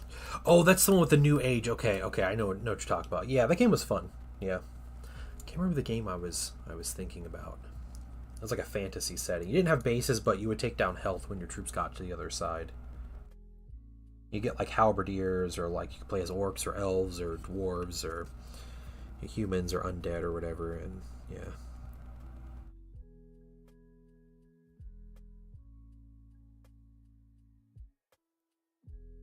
Game was my jam, but I'm a sucker for like fantasy settings, and when you can play as like the undead, those are always like my preferred factions. So, oh man, I had to look it up. I saw someone playing it on YouTube recently too, and I was trying to find a way that I could play it, but it looks like there's mostly just kind of shady methods to getting the game anymore.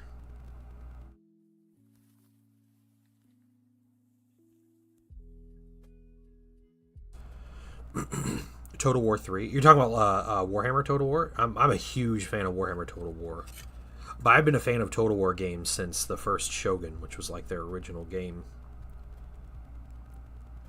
And Warhammer Total War to me was always like my dream game. It's like growing up, and I was like, man, if I could combine Warhammer with a Total War game, it'd be the greatest thing ever. And then it happened. And it's amazing. I haven't played in a little while, but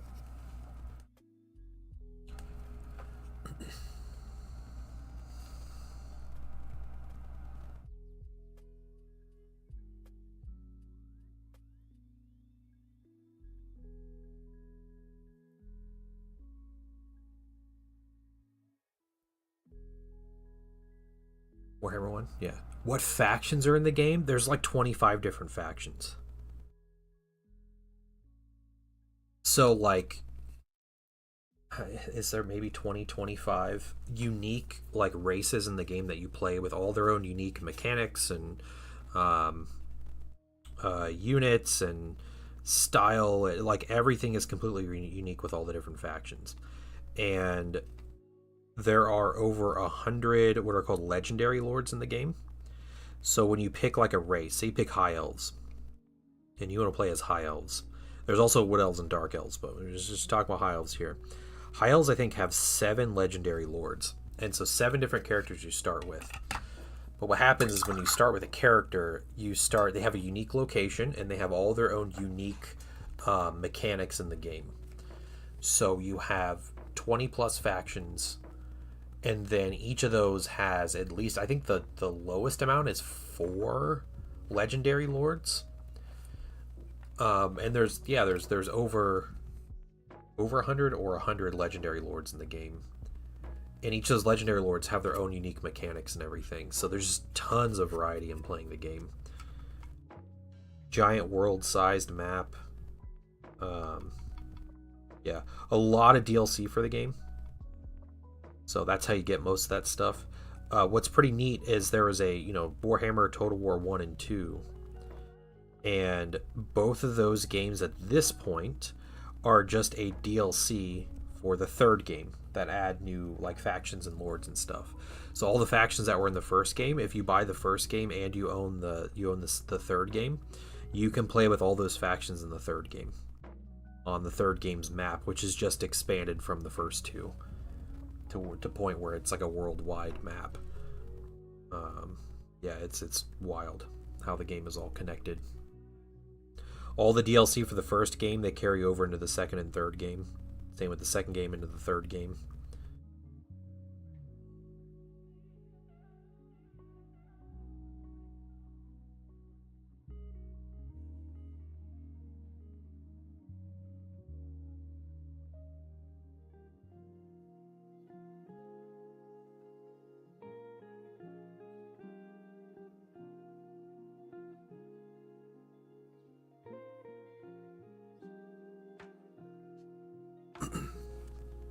Yeah, the DLCs carry over, yeah. So, the third game is like the culmination of the whole trilogy. So if you own the first game, everything that's in the first game, you can play in the second and the third game. If you own the second game, everything you own in the second game, you can play in the third game. So all of the DLC and everything that you own for the other games carry over into the third and like final game. So the factions, the legendary lords, all the unique units and stuff, they all play into the third game's like grand campaign.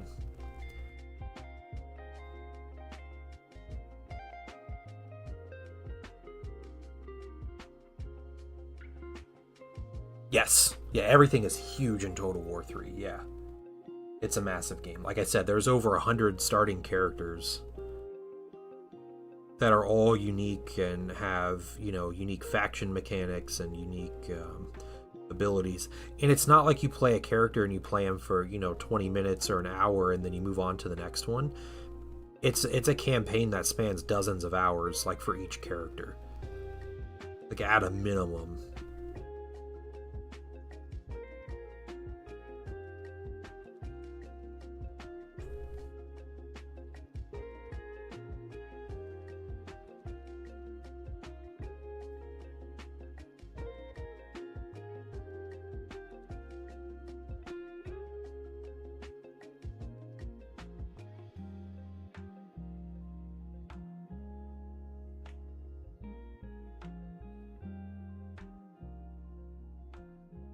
And there's still a lot of support left in that game.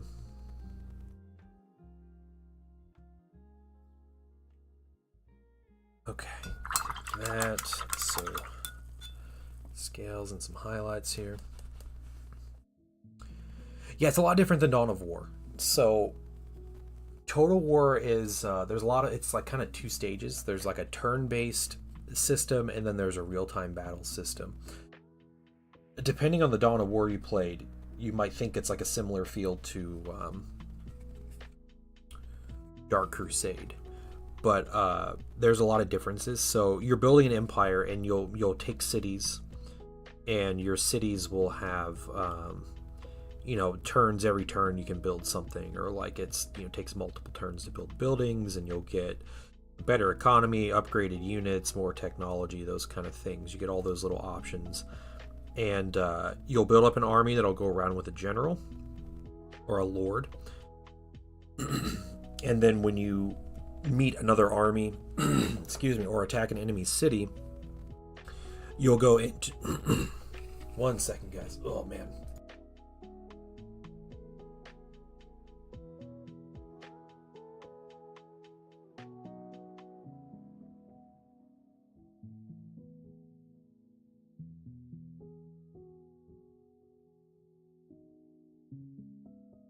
All right, excuse me. All right, man, the allergies getting to me or something. But when you go into a battle, it becomes a real-time battle.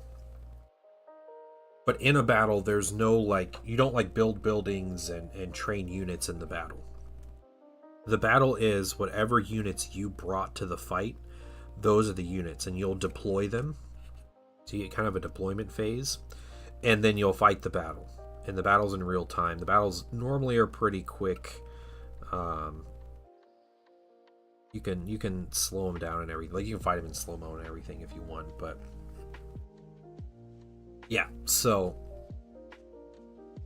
that's how it works. And the units you lose in the battle, like, you have to recover and replenish your army and everything after battles and stuff. So you normally can't just jump from one battle to the next and take big losses and just be okay with it. That's not how it works.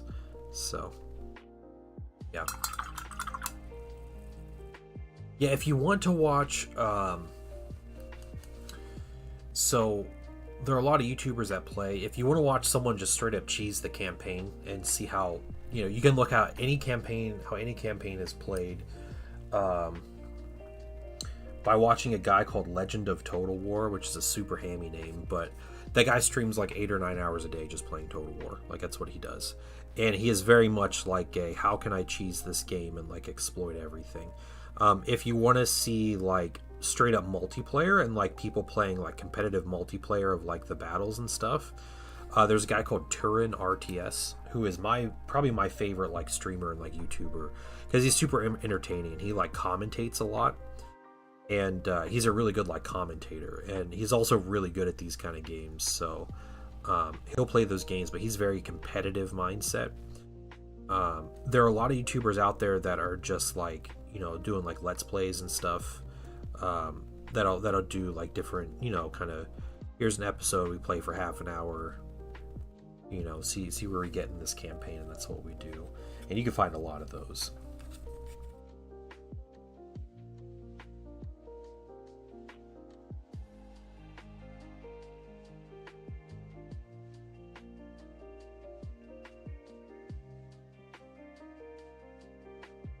Fun game though. It's Warhammer Fantasy, so it's old school Warhammer.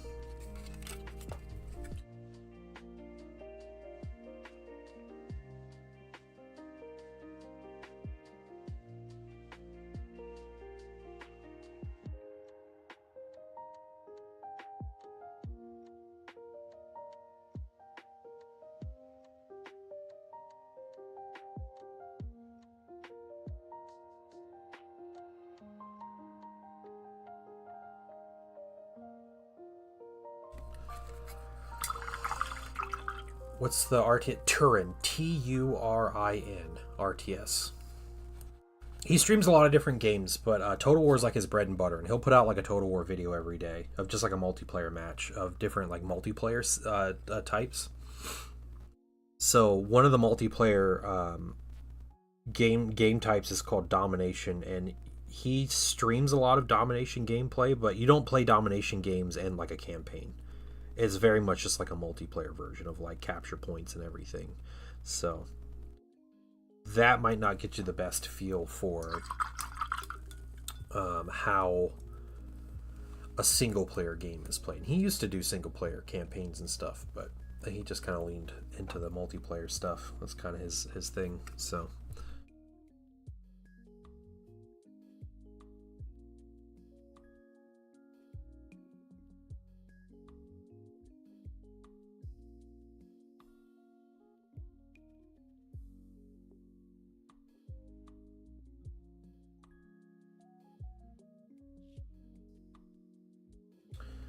yeah, no problem.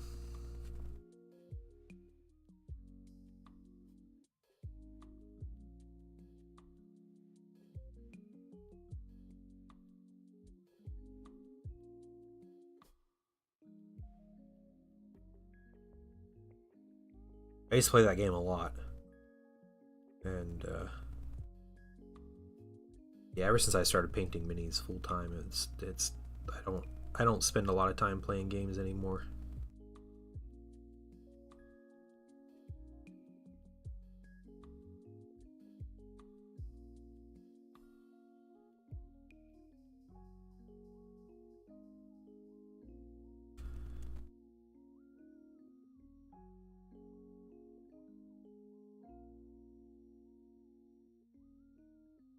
First of all, let me take just a moment to thank you. Hey, Sunbite, welcome in. To your home.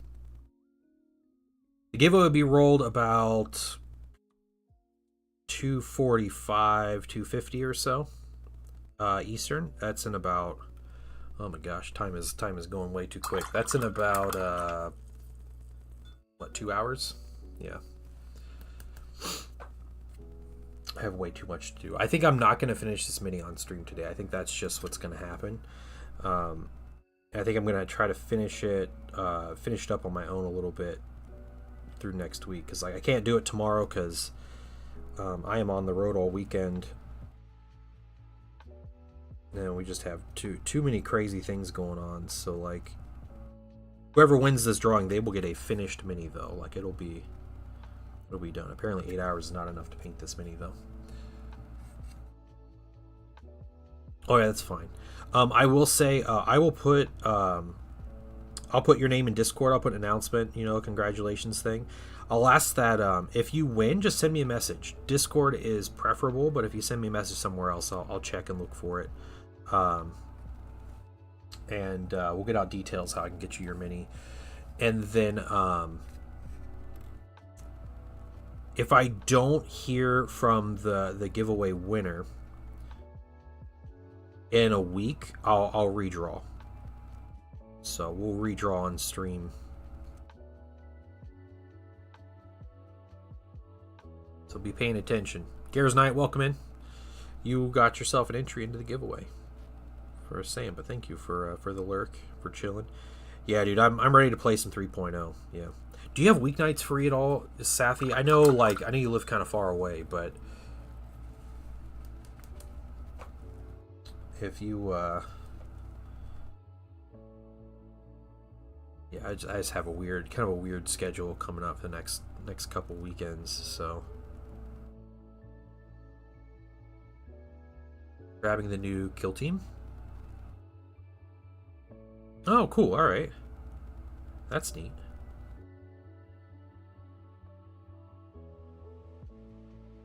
Okay, I think we're good to level on the skin and the scales.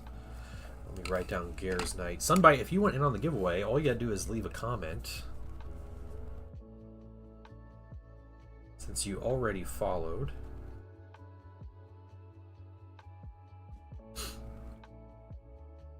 Okay.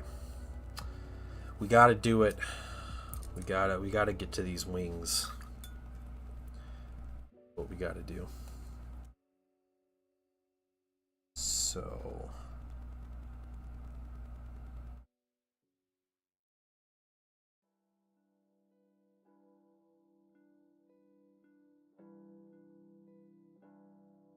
start with that. It's free. Yeah, it is the long drive, yeah. Okay, yeah. That's fair. All right, we'll find we'll figure something out that can accommodate us. It just might take a little bit of time.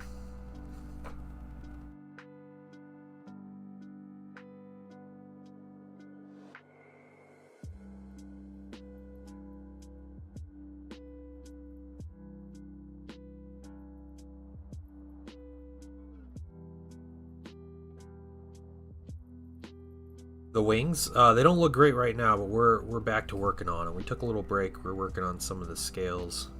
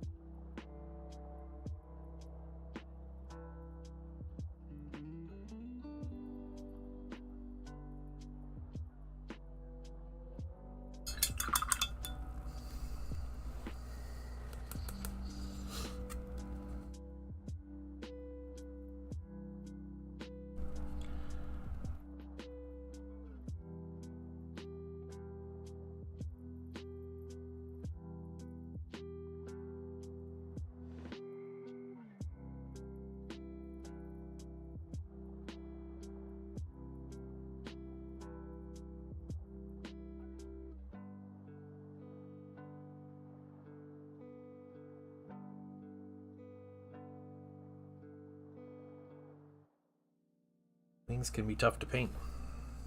Hey, Jaded Valkyrie, welcome in. You are entered in to the giveaway by the very nature of coming in and saying hi. Follower.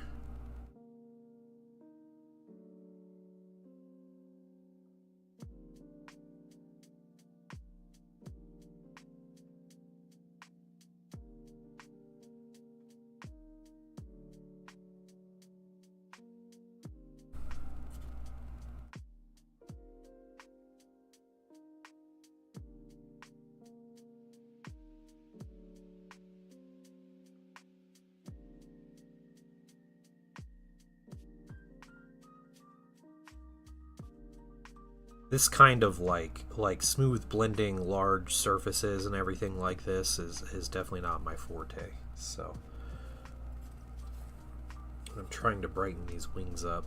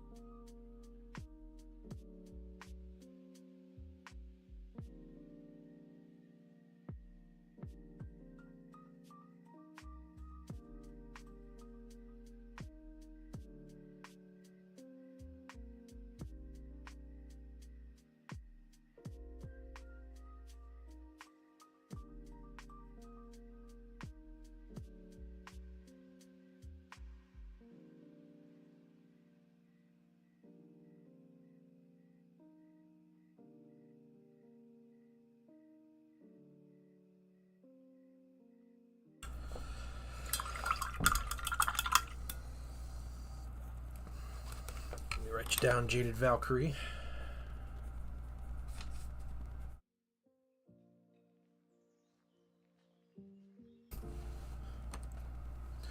Then let's keep going. Technique for blending large surfaces for small. I mean, yeah, but being like the weird angles, the like wrinkles in the wings, and like I'm trying to keep some shadows in the wings, and it's difficult.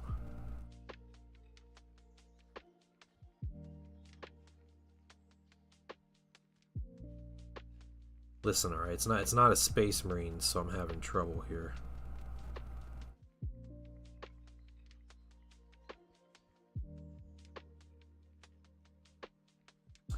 The color palette is strange too, you know. Trying to work with this like a yellowish tone to everything is kind of strange.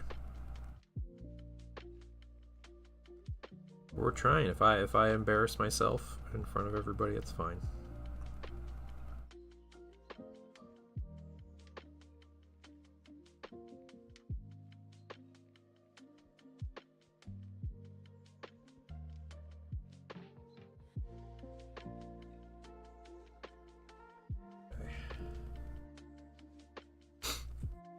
Yeah, yeah.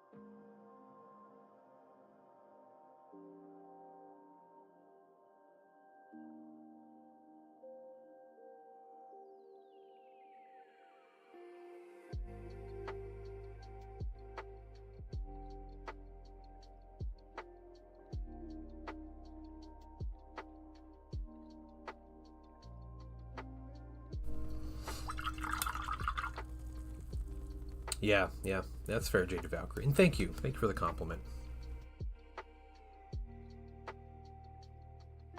Trying.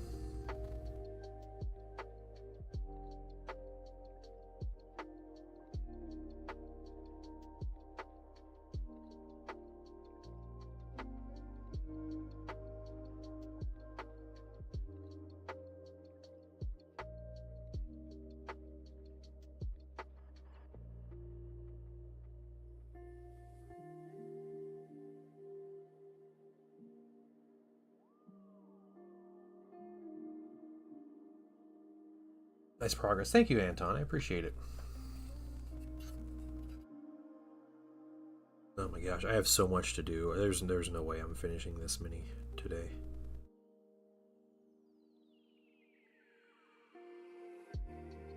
Made such good progress yesterday, and it's just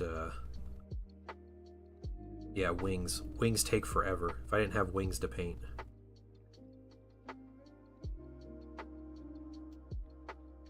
This mini would be no problem.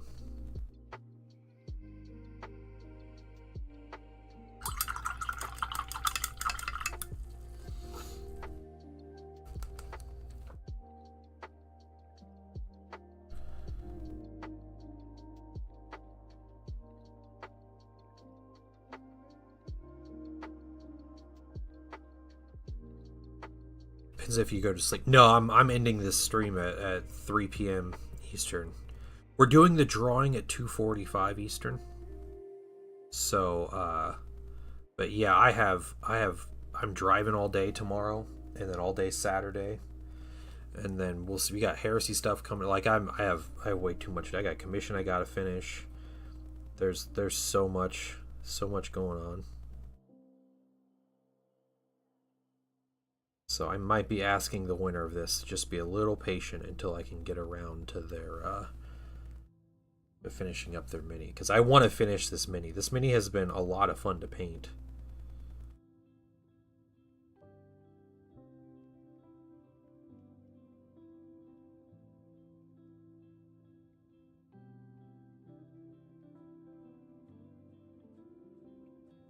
Just, you know, taking more time than I would have hoped.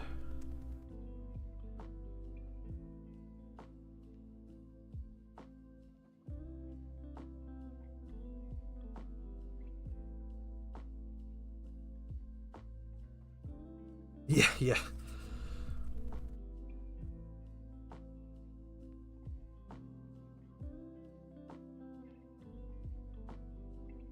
We got a lot going on. Summer ends up always being way more busy for me than the school year because the whole family's back at work and school. You know, when that all starts up, I have time to chill and get work done and do what I need to do.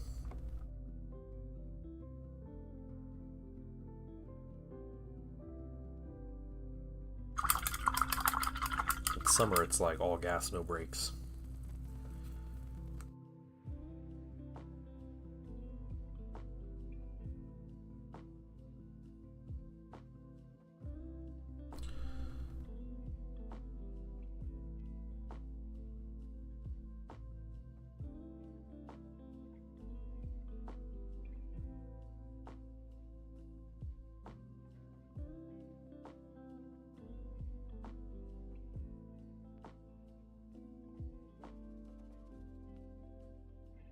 Yeah, yeah, it's true.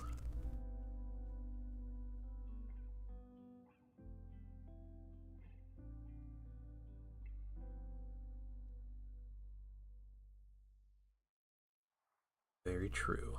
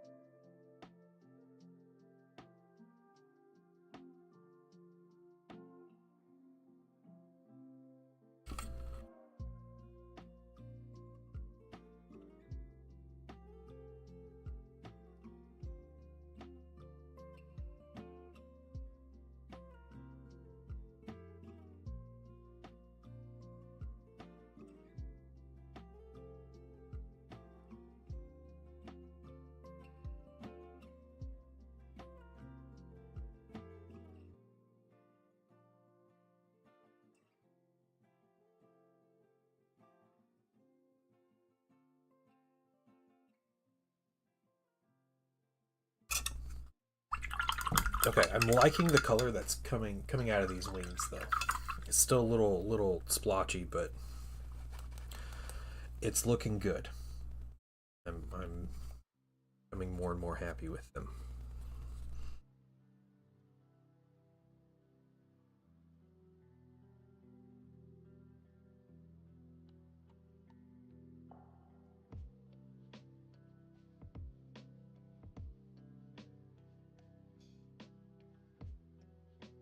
Just need to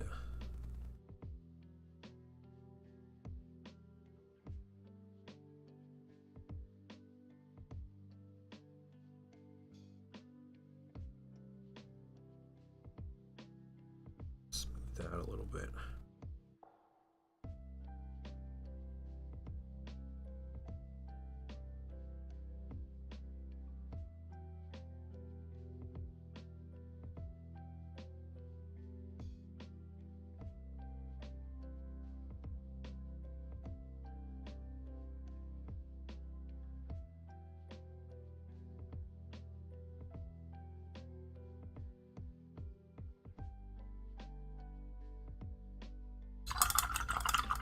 Hey, Valios, what's going on, man? Got you in the giveaway here. Nice. Doing well. How are you doing? We are trying to paint the wings on this thing. And it's taking a lot of time. Taking time away from a lot of the other highlights. But I think I've resigned myself to not finishing this mini today. But we're still gonna draw the name. And then I'm gonna ask if the person wants me to finish it for them or if they want it immediately, and if they want it immediately, I'll send it to them as is. I would like to finish it.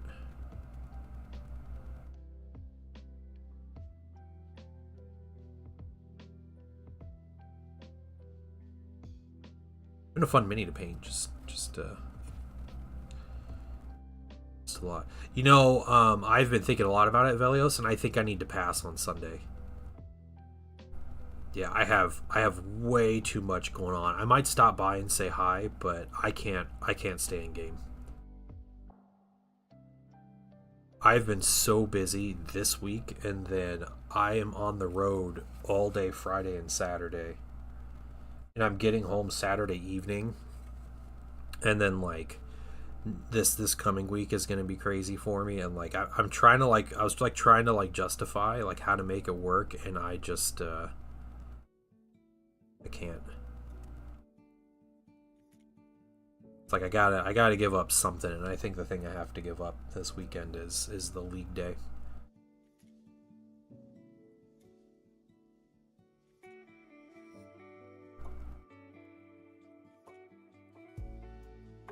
Yeah, I keep my undefeated streak, yeah.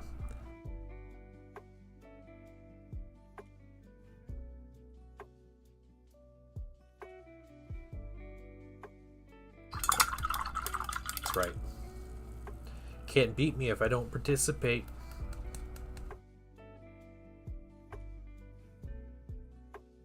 I want to play. I want to bring my militia and like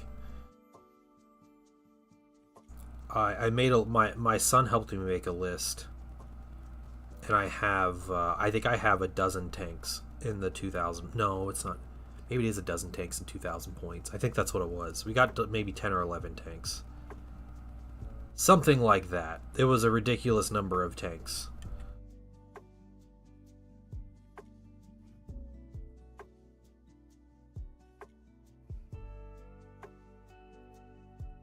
Only be there until 1, yeah.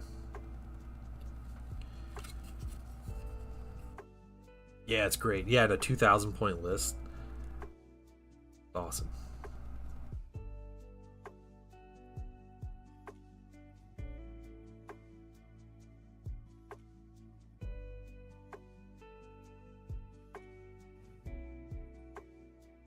Hammer list.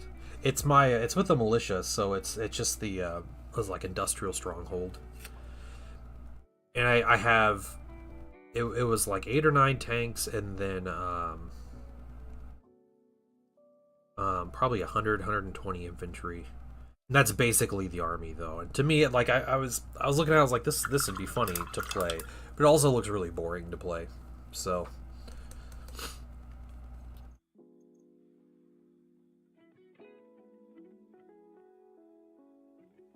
maybe not. I don't have like a ton of. I haven't painted anything for my militia in a while, so. Yeah, 10,000 years old. Yeah, sorry. Yeah, it's heresy. Yeah. I could ally the Infernus in. Yeah, that'd be cool.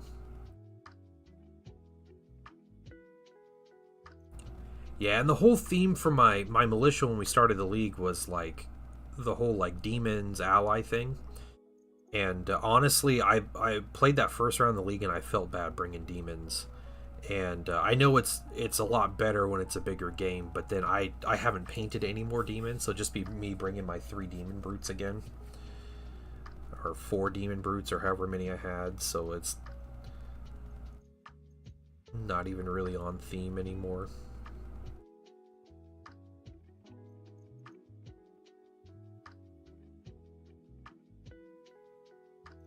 Okay.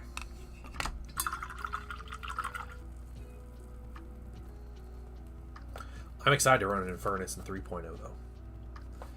Infernus is going to be super cool.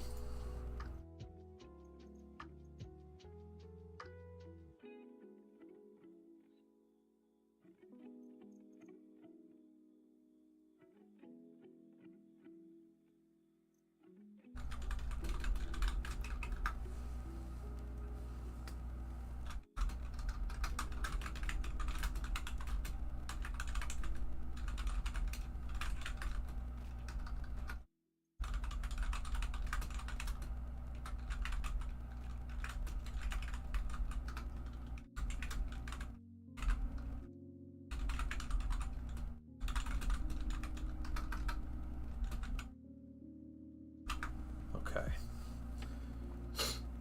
Yeah, do it. Get a second one. Yeah, Velios. I think that's the. I think we all learned that, haven't we?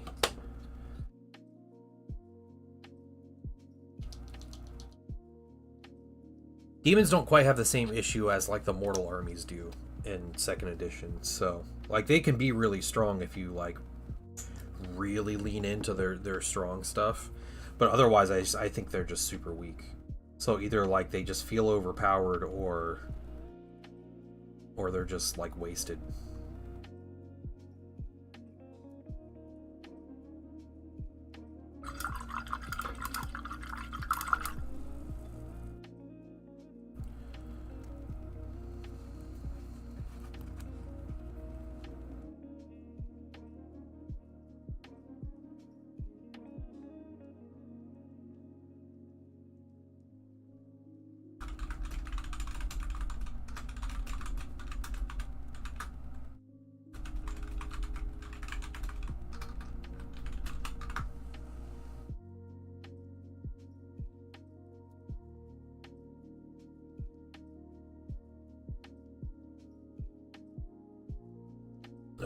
Okay, let's get this next color.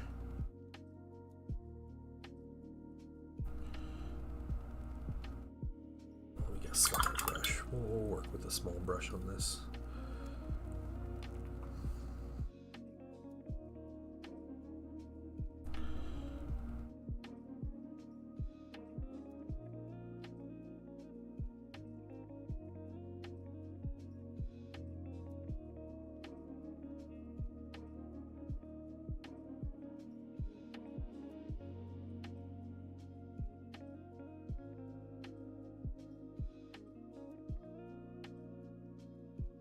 How many coats of paint is normal for a smooth finish? The typical like a thing you'll hear is 2 thin coats, but honestly, it depends on like a lot of factors. So like brand and specific color and how much you thin your paints and your primer and like the color underneath. Like all of that is a factor in how many coats it takes to get like a smooth finish.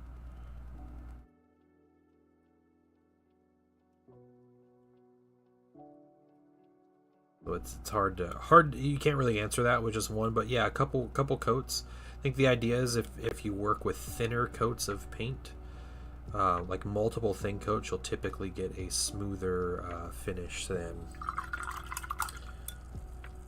painting like with thick, like heavy coats.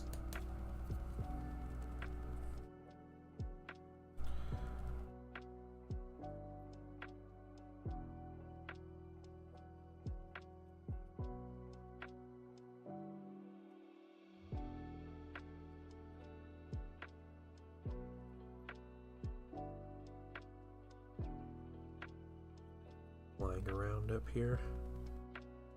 Loud. Get out of here, Nat.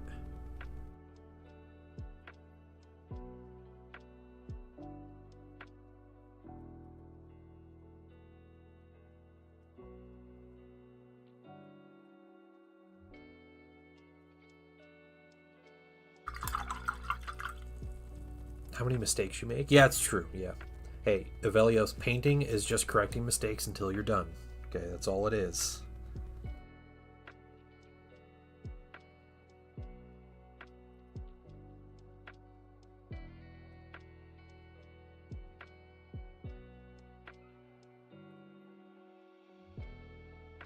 Some people that takes a little longer than others. That's alright. Nothing wrong with that. Your army looks cool. Well, all the armies I've seen of yours look cool, so. And you know what? You don't show up to League events with bare gray plastic printed minis, so. And then complain about how your army's invalidated with the new edition after you 3D printed the army and haven't touched them. So.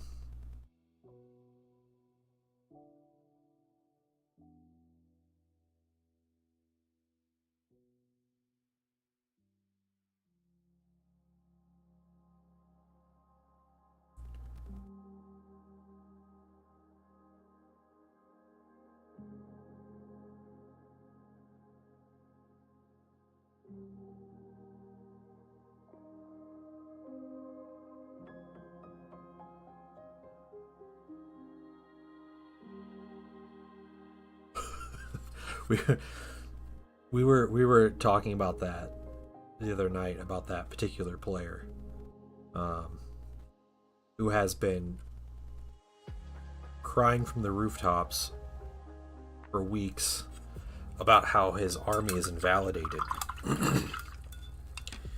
And I remember his army, his White Scars army, and I remember it was completely 3D printed, and he didn't put a drop of paint on those minis. Like, they weren't primed. Nothing was painted. Like, he just 3D printed minis, and he's like, oh, my whole army is invalidated. It's like he literally spent tens of dollars on this army. And he's like going ballistic about how his army doesn't work in the new edition. It was just funny. Which is also untrue, but like it was just funny how like he was the one crying the loudest.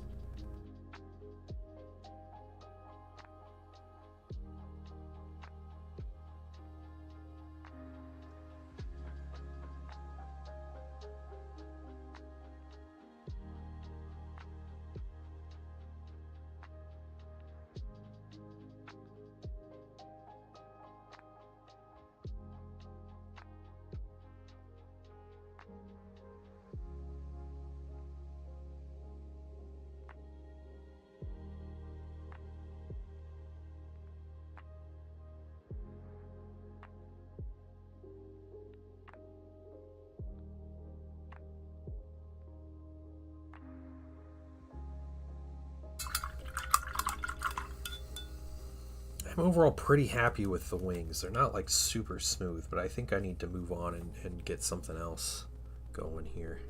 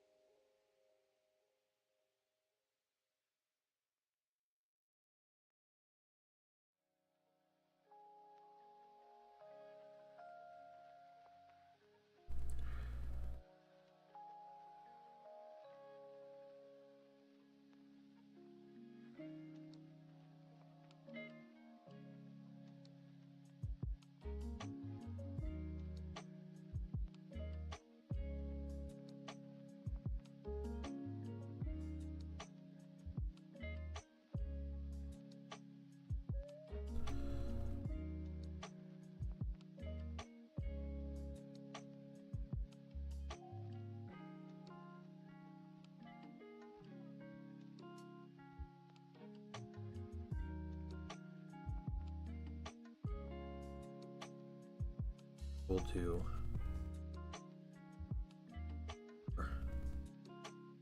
one more little coat of just the heavy warm white on its own.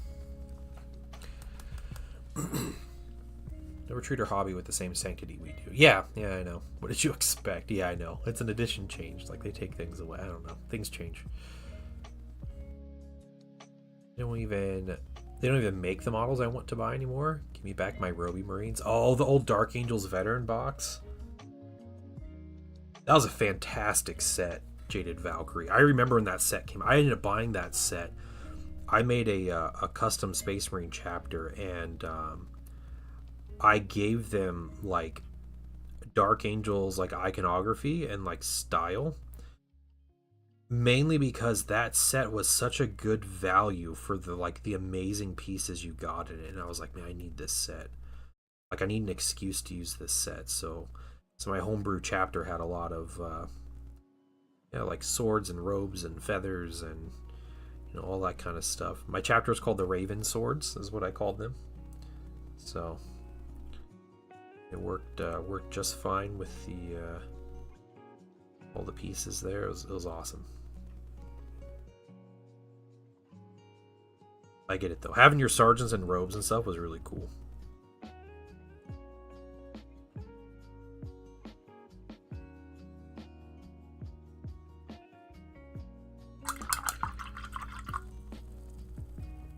Custom raised pads. Yeah, that's cool. That's really cool. Yeah, and Velios, it's just funny, like, the random people that just, like, start freaking out, like, in the middle of the night, like, on Discord, and they're just like, oh, I'm crashing out.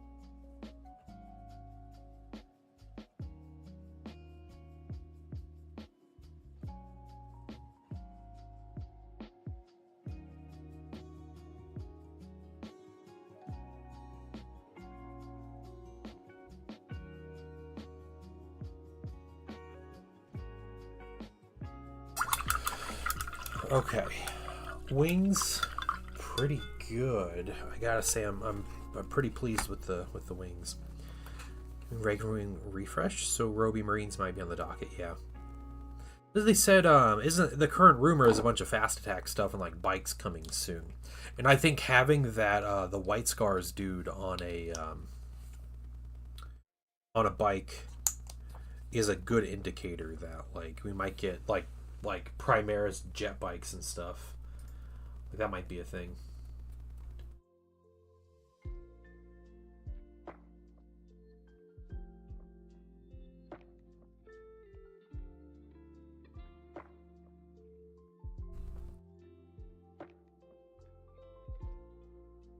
Any stuff like green stuff and milliput as adhesives? Kind of Spitfire.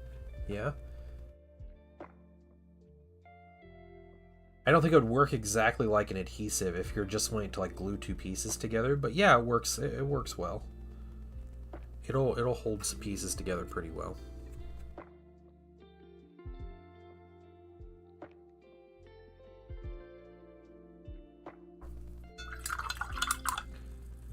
The Samuel model, yeah, that's a cool one.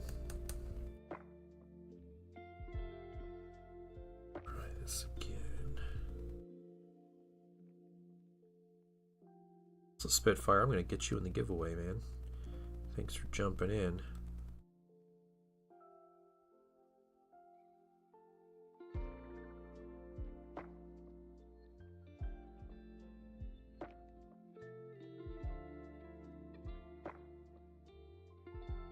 This piece on a knight, it doesn't line up very well.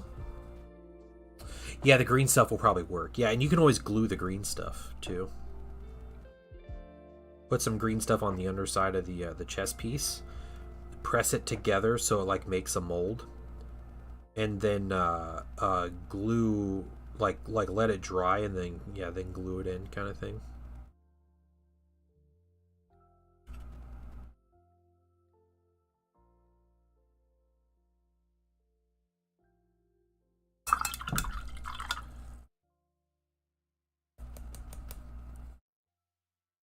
Spurgu? Yeah, that's another thing. Spurgu won't work for like non-plastic items though. Fat Flash Blog, welcome in. How are you doing today? And if you are a follower, Fat Flash Blog, I'll get you an entry into this giveaway. All you had to do is be a follower and leave a comment in the stream today. And I'm going to be doing a drawing here at the end of stream for this mini. I'm not going to finish the mini today. I was hoping I would. I gave myself 2 streams to finish, but I'm going to finish it and then send it out to the lucky winner. But we're going to draw the name today so we don't drag out the drawing itself. Okay, stop that. Are locked in place with super glue and green stuff. Oh, there you go. Yeah. Resin is great. That's my experience with like all Forge World resin minis, though. It's like just green stuff and pinning. Votan for narrative campaign. Oh, cool. Okay, you're followed silently for a while. All right, sweet. Let me write you down. Fat Flash blog, and we gotta get Spitfire in here.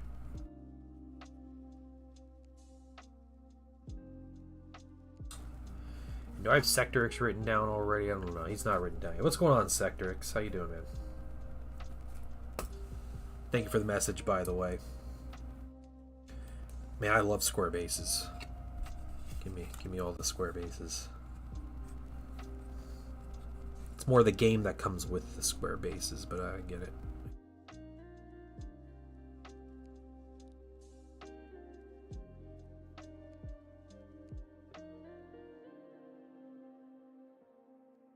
T-Slayer, what's up, man? I will get you in the giveaway as well. Thanks for commenting, guys, and welcome in. There's a lot of names on this giveaway. Just telling you, there were opportunities for up to 4 entries. If you're just joining today and you comment, you get an entry. And anybody who's a paid Patreon member gets 2 additional entries. So you can increase your chances of winning this thing for as little as $1 a month. Support my channel, support what I do. Help me to get to getting more of these cool minis to paint and give away, because I do this every month, and it's with the generosity of Patreon that I am able to do these giveaways. So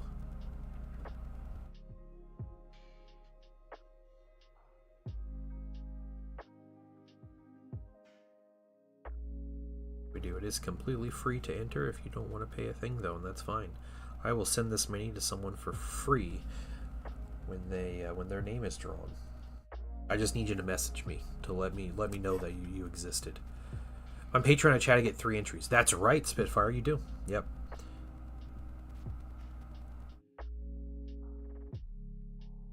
Yeah, in total, when I started this yesterday, there were 4 available entries that you could get. So,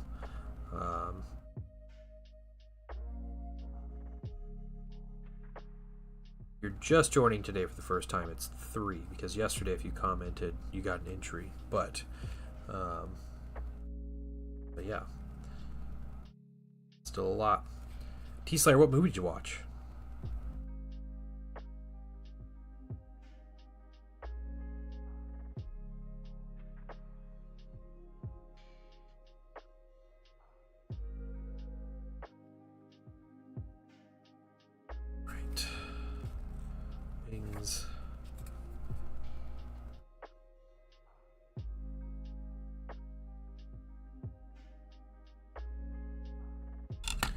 Jurassic World Rebirth. It wasn't that bad. That's cool. We'll probably watch it soon. My son loves Jurassic Park and Jurassic World movies, so I'm sure. I mean, I like Jurassic Park movies too, so I'm sure we'll be seeing it soon. Okay. What is next? What's next is I need to take a quick bathroom break, and then I will be back to continue on with this mini. We've got about another hour or so to do what I can. All right, be back in a few, guys.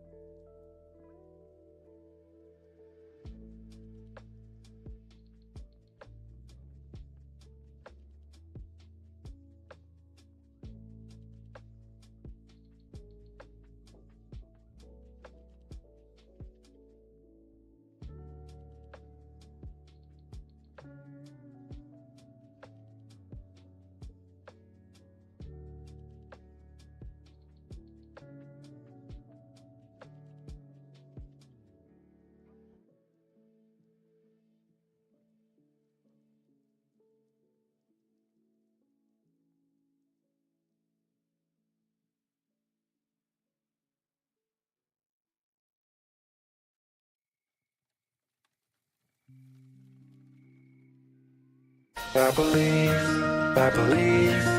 every day's a good day when you paint.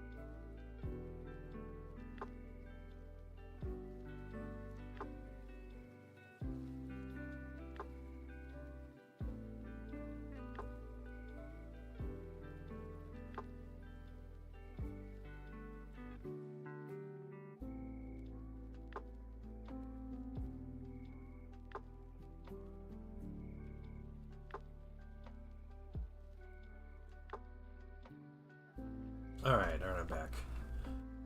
Spitfire, thank you for the resub. I appreciate that.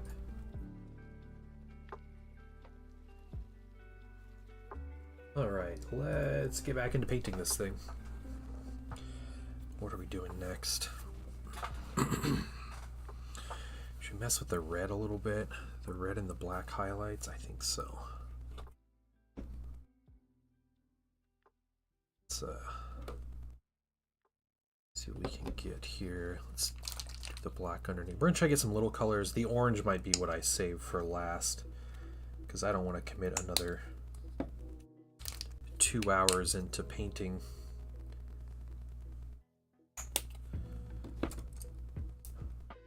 Just one color and leaving everything else. So orange in the base.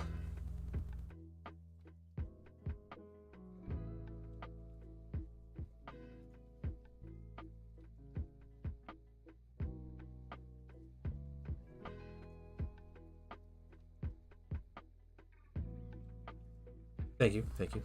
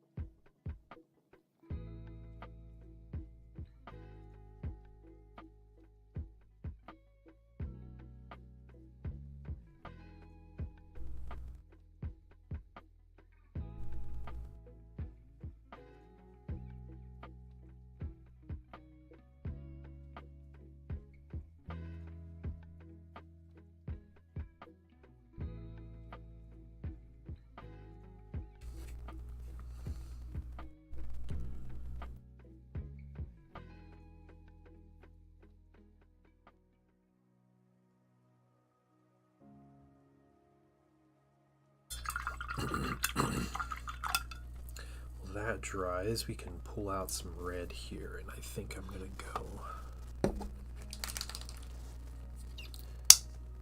go straight into red oxide. I think that's the play. Go real quick into this transition.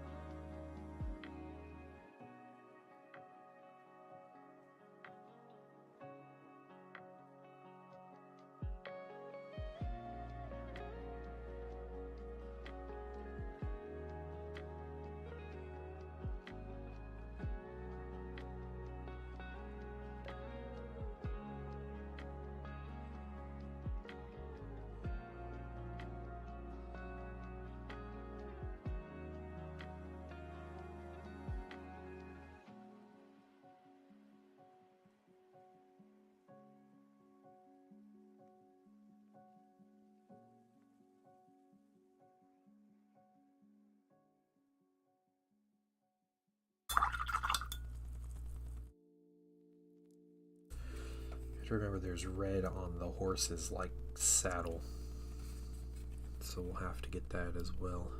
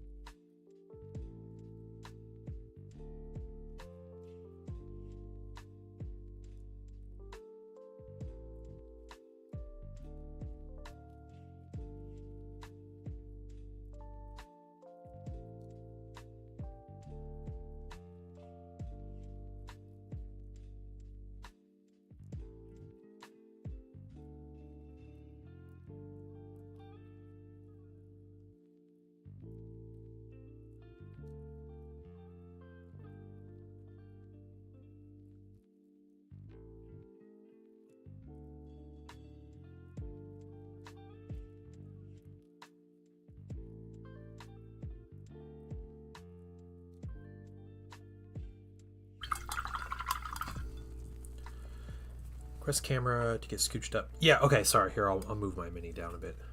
My camera's really hard to adjust because it locks in places in certain spots. So, here we go.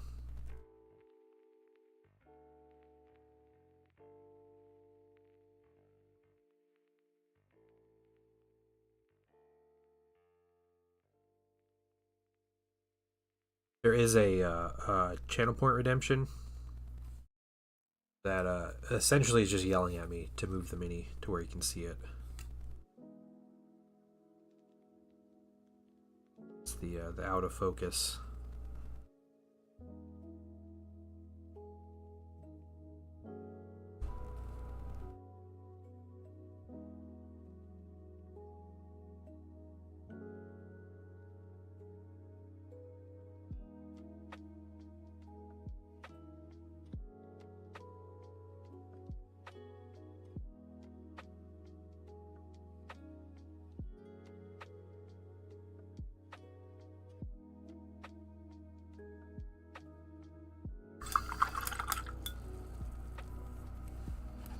Yeah, no, that's fine.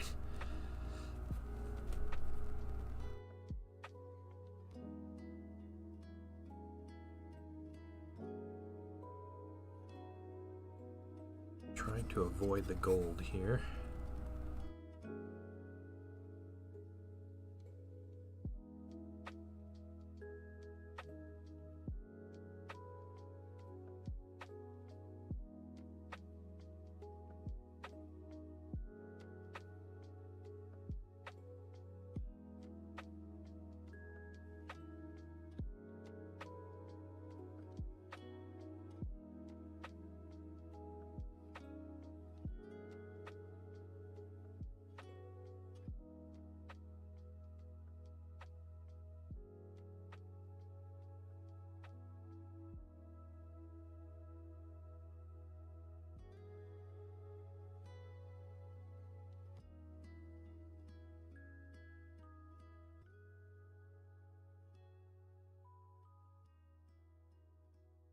I do like this red oxide color. It's a really nice warm red.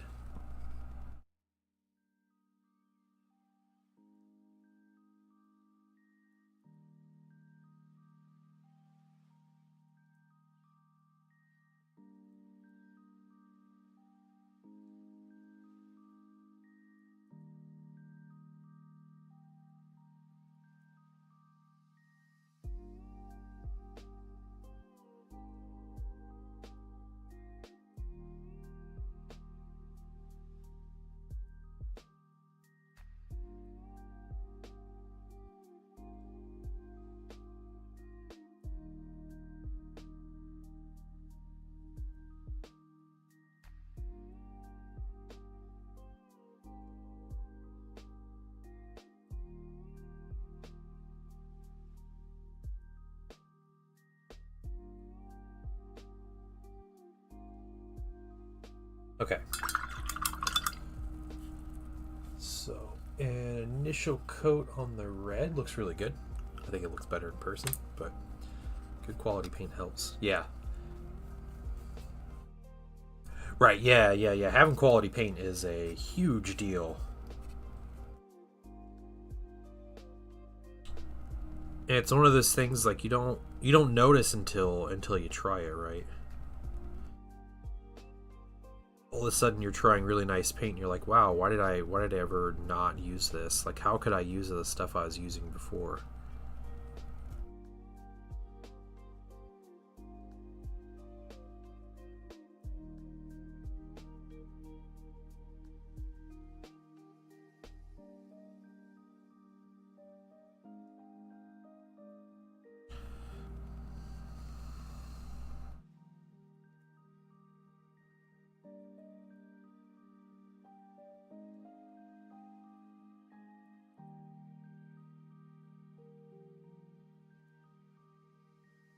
Using craft paint, yeah.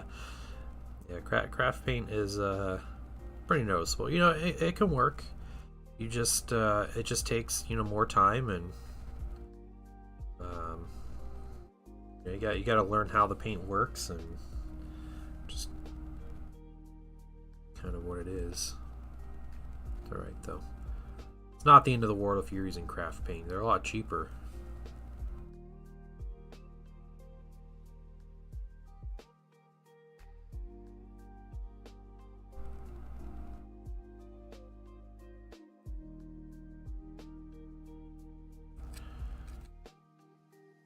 Like GW's paints for certain pigments. Yeah, with Pro Acryl, man. Pro Acryl paints are game changers.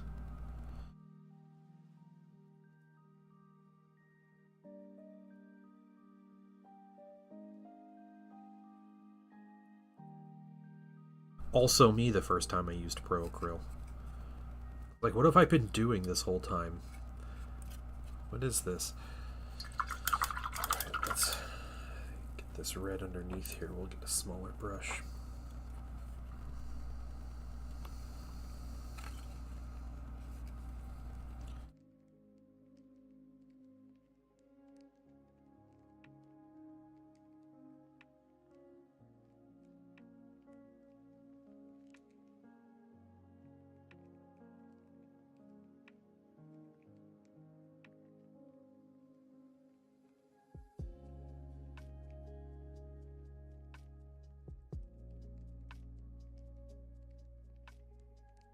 Look good. Thanks, Gillacam. Definitely not going to finish this mini today, but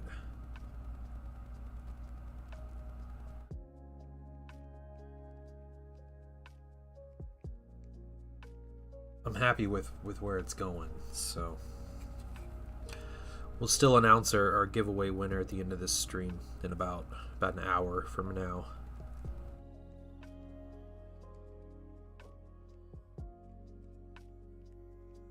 And I'll just make sure they are cool with me finishing up the mini before I send it out to them, even if it takes a little bit of time.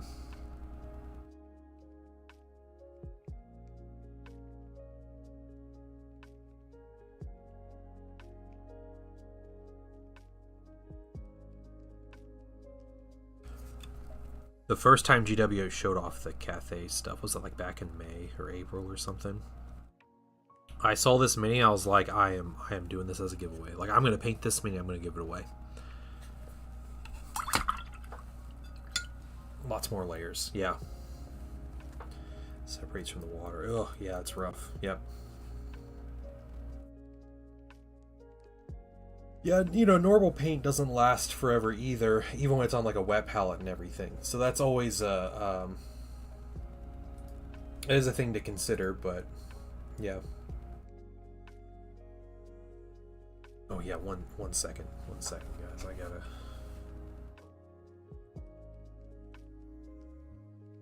gotta do this here.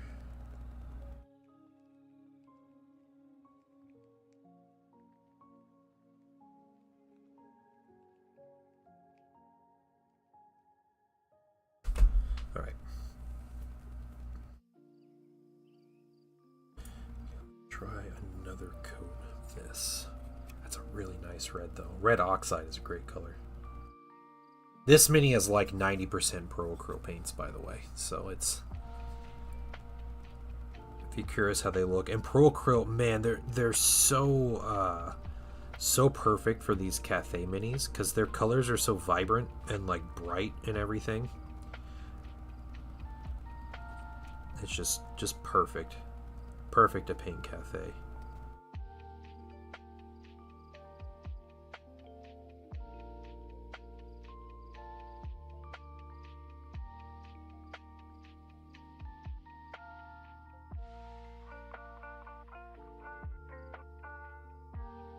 Also, the Proco line has a ton of great jade colors, which is also very appropriate for Cathay because jade is kind of their thing.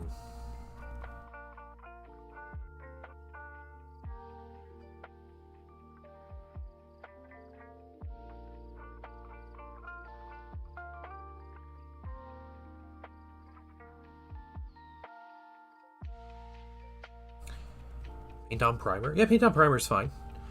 With any primer, so Jaded Valkyrie, the key with primer is to understand its purpose. The whole point of primer is a unique type of paint, and what it does is it chemically bonds to the material that you're painting it on, so plastic. It chemically bonds to that plastic and creates a surface that's conducive for the rest of the paint to stick. Right, so you understand that, and you have to understand a few things with it. So first of all, primer needs time to work. I think conventional wisdom is you give it 24 hours to sit on the mini so it can chemically, it literally like it melts the plastic and it bonds itself to the plastic. That's what primer does. And if you've ever stripped minis before, you'll notice that you get the mini, it seems like you've stripped everything, but then the primer is still on there. It's like impossible to come off. It's because it is bonded like to the plastic. Like it has melted part of the plastic and formed itself to it. So like primer is meant to stick to the material and to go, which is fine. That's what it's meant for. That's why I can't prime wood or it gets eaten. Yeah, or you put primer on like a styrofoam or whatever, right? Yeah, there's specific types of styrofoam. It also convinces you to paint. Yeah. So the other thing about primer, giving it about 24 hours to do its job, and then understanding that primer isn't your base color. So what I've noticed with paint on primers is you go to paint it on and it's super thin and it's really frustrating, and you want to put on heavier and heavier coats or multiple coats so the primer, the black primer that you're using will turn up black or whatever. And that's a mindset that we need to like get out of with primer. I think using a primer that kind of helps move the tone of your miniature in one way or another is important. So you're painting the mini a lot of dark colors, like yeah, black primer is great, but you're going to be putting other colors on top of the primer. So not thinking of your primer as your base coat and not worrying about, like, you put on a paint on primer on your mini, it's going to look really thin and splotchy, and that's fine because your primer is not there as a base color. It's just there to help the other paint stick to it. That's all it is.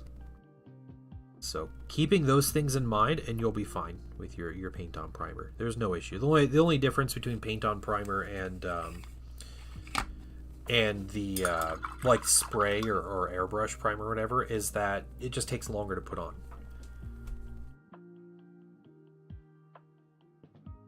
Yeah, I've used some like surface primers like Vallejo, and it covers like garbage. And when I was first using primers, like, man, this is really annoying. Like, what is this trash stuff? And I'm like putting on coat after coat. You don't need to do that. It's not what it's for. You just give it plenty of time to cure. Plenty of time to do what it needs to do. And it'll be fine.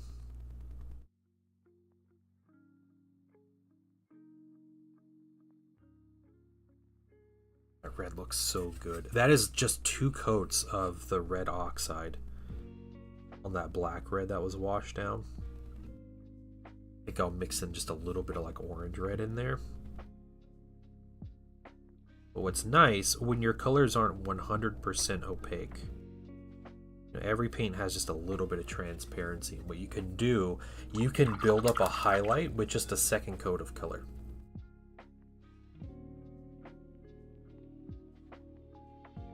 It's like you guys can't even get like a lot of the shadows that's showing up in this thing.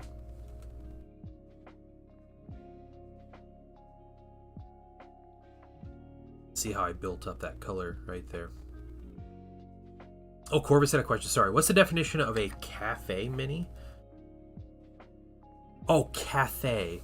Cathay. It is this faction, this character. It's their faction for Warhammer the Old World. Corvus. Yeah. Thank you, guys. Sorry, I missed your question. My bad. Cathay, the Kingdom of Cathay, or Grand Cathay. I can't remember what exactly their name is. Let me take just a moment to thank you for allowing me back into your Hey, Flag on Born, how you doing? Thank you for the follow. Welcome in. Yeah, we're gonna use this orange red, guys. This is what we're gonna use next. We're gonna put a little bit of this.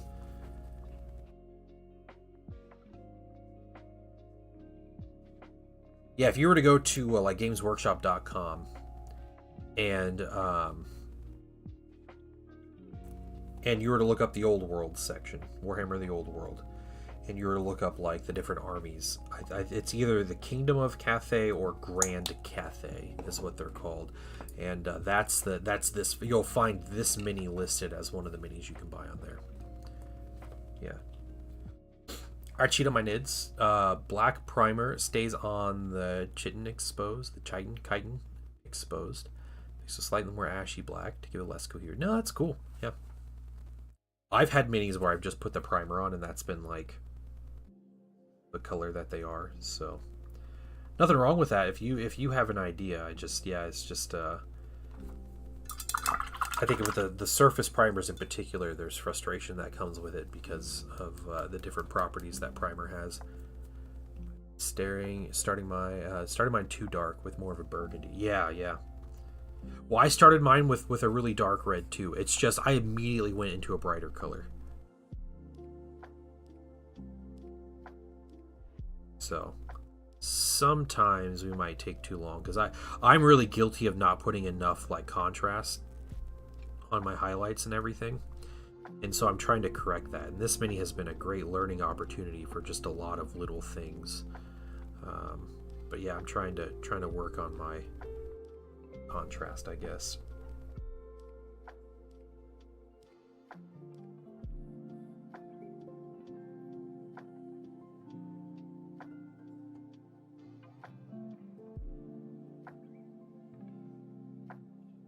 I was watching a stream. I'd never watched these guys stream before, but it's a channel called Liam Dempsey. He does miniature games, and they were doing some heresy like streams, like battle reports. They're on YouTube. I don't know if they're on Twitch too, but they're on YouTube. And what they were doing when people were signing up for YouTube memberships, and they would take turns doing this, the people on stream, they would give them a wish. So they would wish something on them, and I thought it was amazing and hilarious that they were doing this. Like, you give a membership, or you sign up for a membership, or you gift a membership, and they would just come up with some wish, and they were so funny. They're just like, I wish that you have a great easy day at work, and then you have your favorite sandwich for dinner, and like that's their like wish for them, and they just had like the goofiest things that they were doing. I thought it was super funny. I was like, man, I wish I had that idea.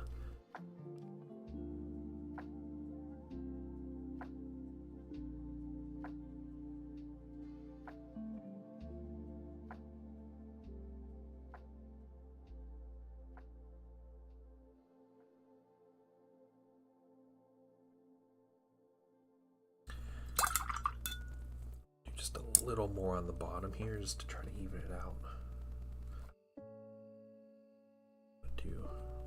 Too much.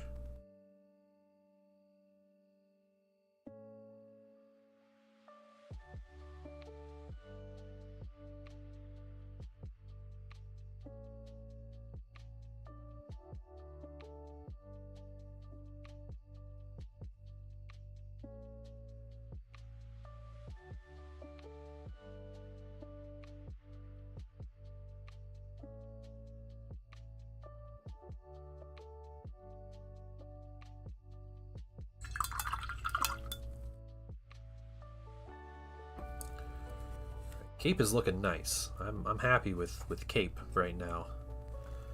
I think something I need to work on next. This guy here.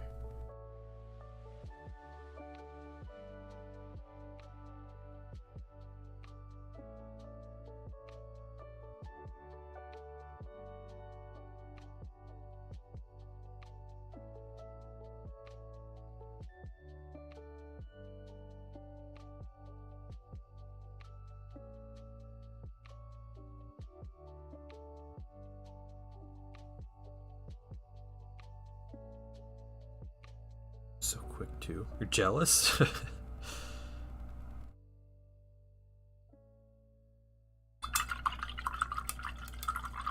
Hey, I mean, you know, behind this cape, you know, it was painted quick, but behind that's like, you know, 20 plus years of painting experience. I paint a lot of minis every year too, so it's, you know, I have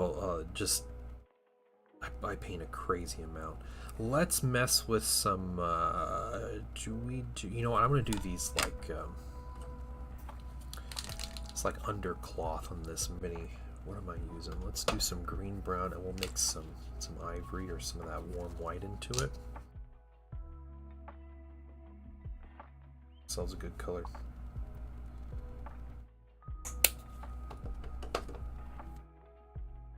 Yeah. No, I appreciate the compliments.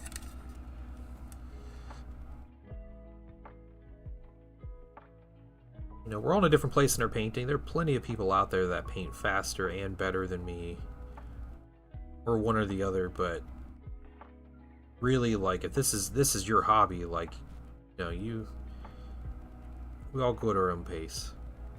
And there's like limitless depths to how crazy you can get with this hobby, but almost all of us will never get anywhere near that. So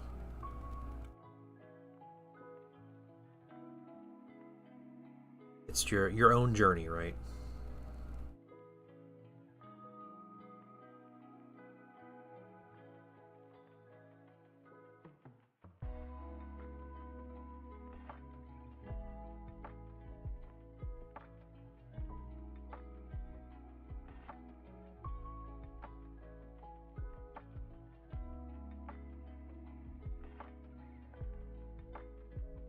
It's about to be a Space Marine paint hour on this stream in the next couple weeks.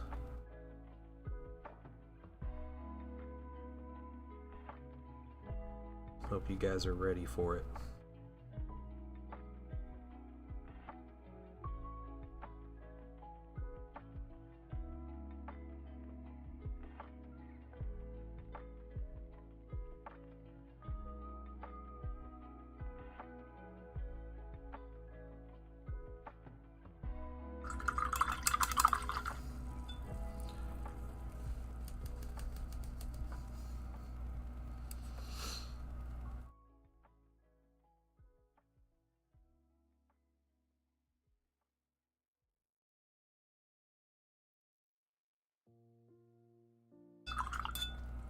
Let's get a little bit of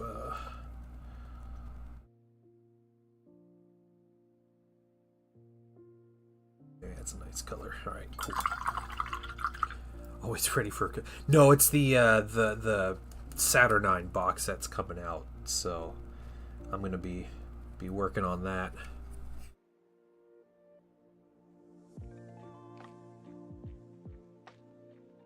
Was it Tuesday on stream? I think I was working on the bases. I have the bases basically finished.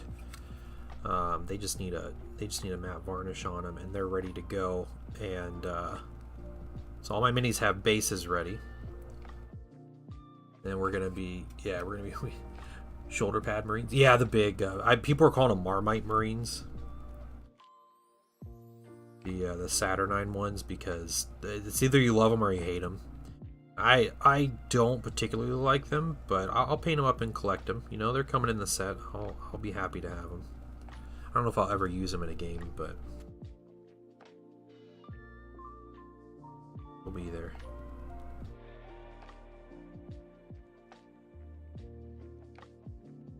Not an Imperium player. Yeah, that's fair. You're talking about like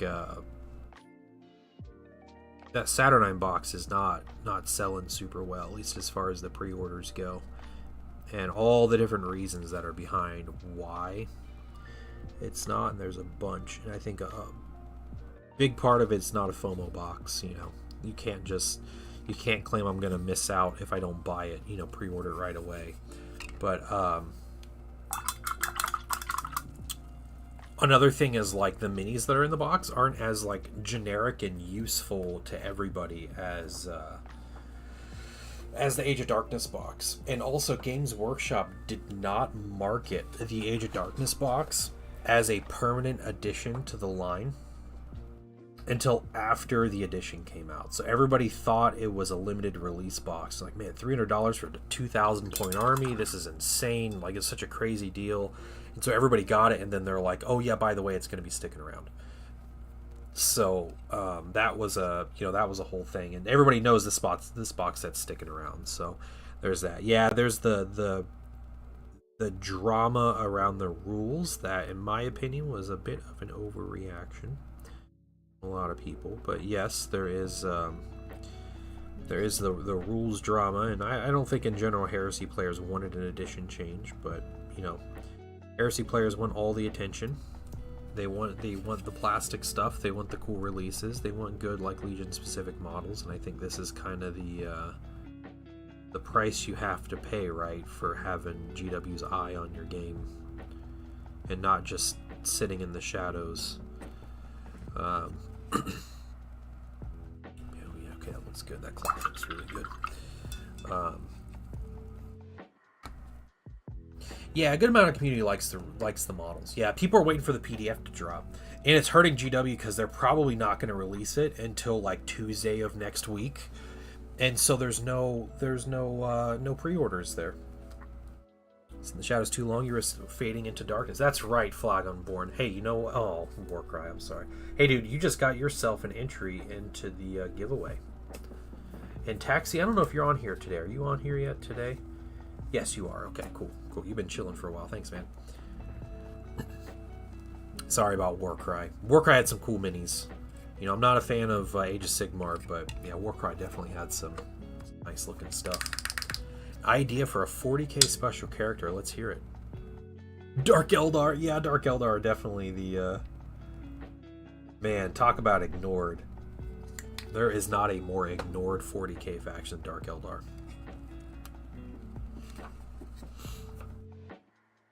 Just gonna reboxed. Yeah. But they're not like updating the rules or anything, right? I know Underworld's still getting attention, but not Warcry. You know, though, as sad as it is, that's just kind of what happens when you play these mini games long enough. Like, games live and die, and things change, and that's just kind of the nature of the beast.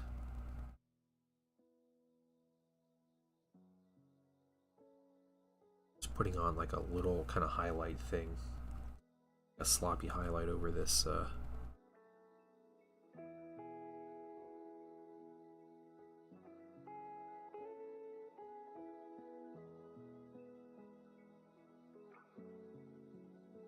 What is it for a, yeah, Lady Malice. Oh boy, a character coming back, yeah. Dark Eldar are my favorite faction in 40k. And I think they have the coolest aesthetic in 40k. And GW hates them. Supplies for miniature games, right, where it's either die a hero or live long enough to see yourself become the villain. Like, that's... You know, we've had some of these games chugging along, and like, you know, 40k has like is such a different thing than it was 5, 10, 15, you know, 20, 30 years ago.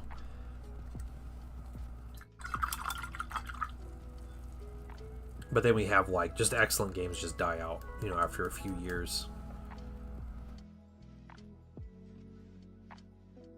Hold on. Rattling Quartermaster hands out pre-game buffs. And specially obtained munitions. Can't be deployed within 12 inches of a commissar. Oh, that's cool. Yeah, that's a fun idea.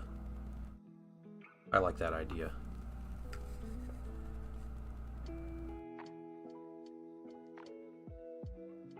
Your favorite named character? Yeah, mine was always Duke Sliskus.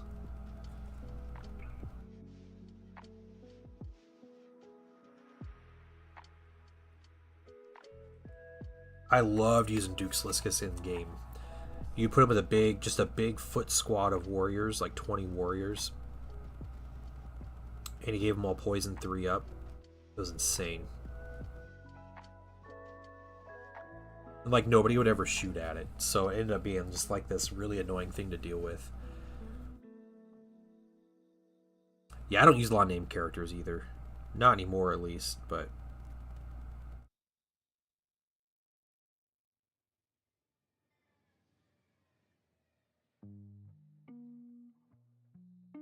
I did use Magnus in a game, a 30k, recently, where he lucked out and beat Conrad Kurz in a duel and killed him. Which is, like, just such horrible luck from Zendraw.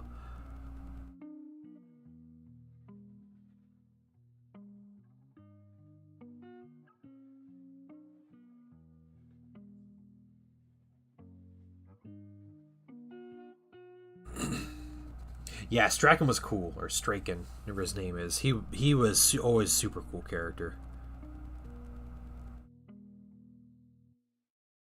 Those guard players just taking melee guard, and like from like 5th edition on.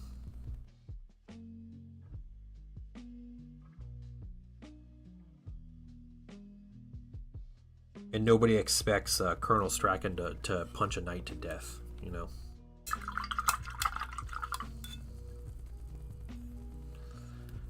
Fashion's getting a refresh. I doubt they're getting a refresh. The kill team is probably it for them. I don't think GW wants Death Watch to be a faction.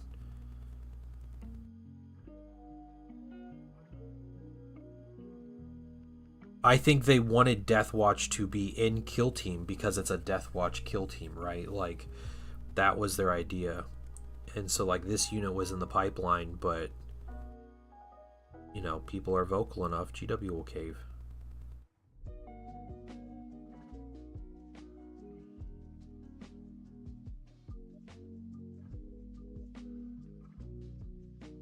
Yeah, didn't they roll them into Imperial Agents? I thought they did. That was like the thing they did with them.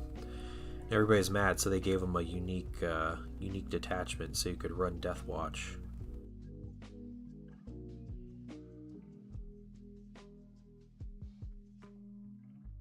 The problem children? What do you mean by that?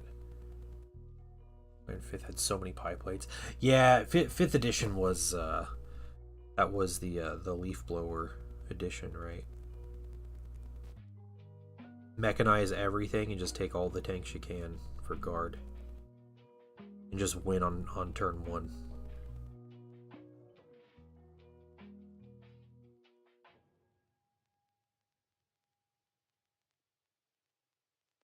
Primary scale compatibility, yeah. Yeah, Guard Horde was mega viable. There was a blog I used to read back in 5th edition, and it was a guy that played Guard, and he always played Infantry Guard.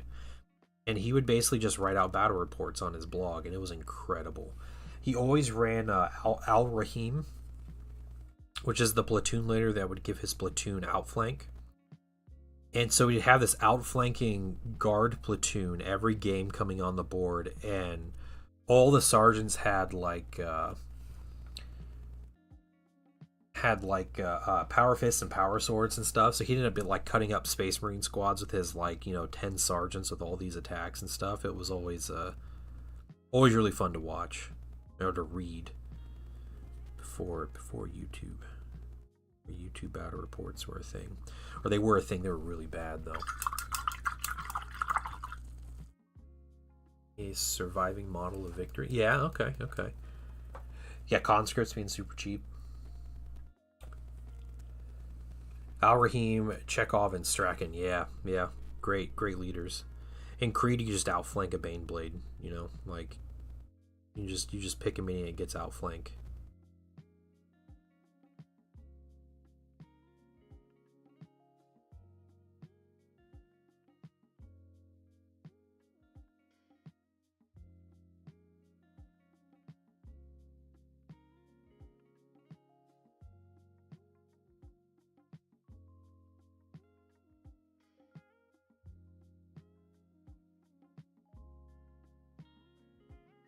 Creed wasn't a platoon leader.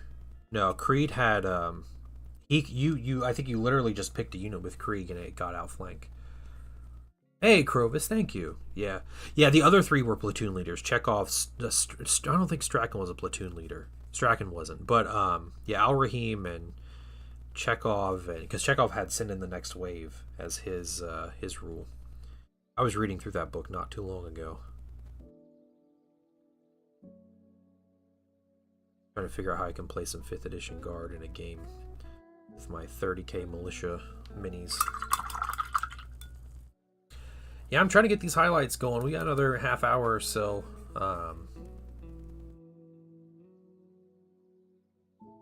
Before we're doing the drawing, and you know, we'll see how far we get then. Like I said, we're going to do the drawing.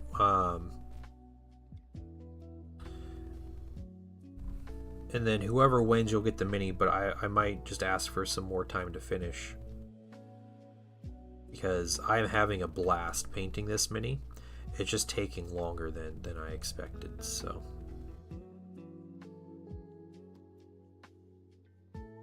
Just want to make sure I can do it justice, you know, because man, look at this mini. It's so cool.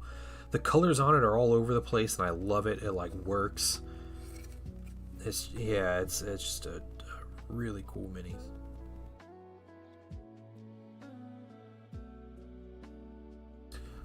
Get the spear here.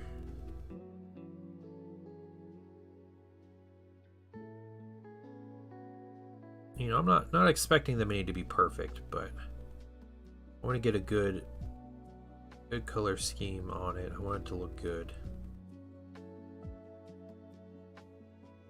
I want people to be happy to show this mini off or to show people or whatever. Creed! Yeah, Creed was a meme.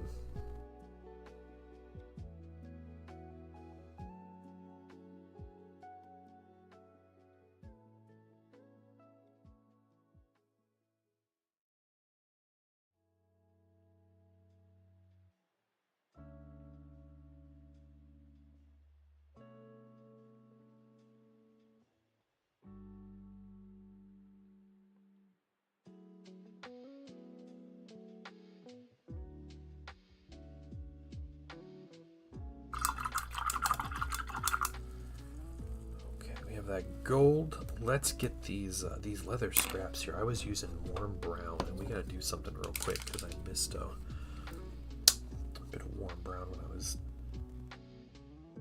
yesterday.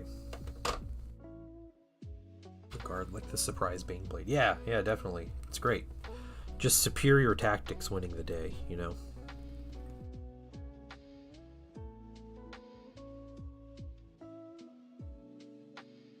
Fifth edition Guard Codex is amazing. The 4th and 5th edition Imperial Guard Codexes are all incredible books. And were really fun rules.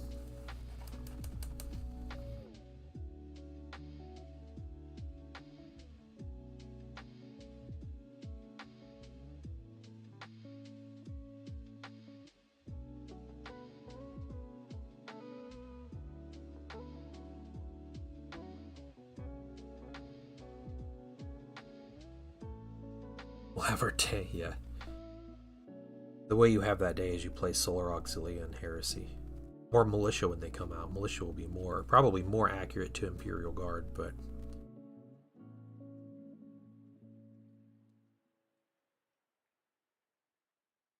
The Solar Aux rules look so good.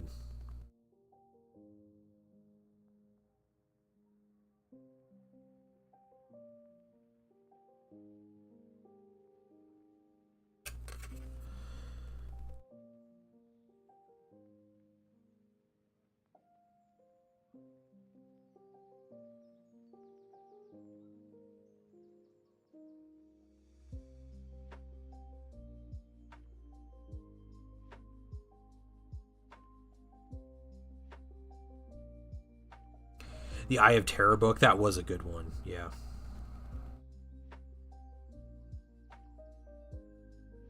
That was the 13th Black Crusade, right? But like the old one. I have the White Dwarf when that was coming out. I never got the Eye of Terror book. But yeah, I have the White Dwarf. I was talking about all the forces present and the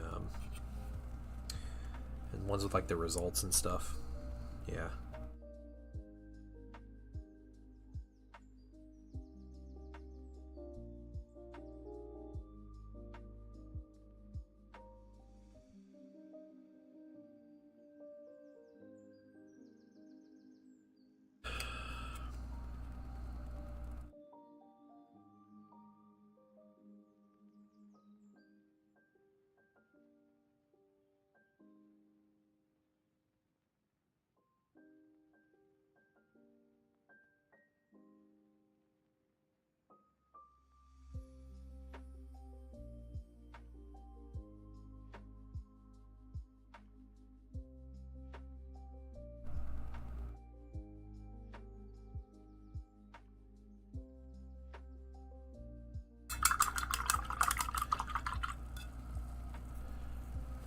Yeah, the mutants. Yeah, keep bashing your mutants.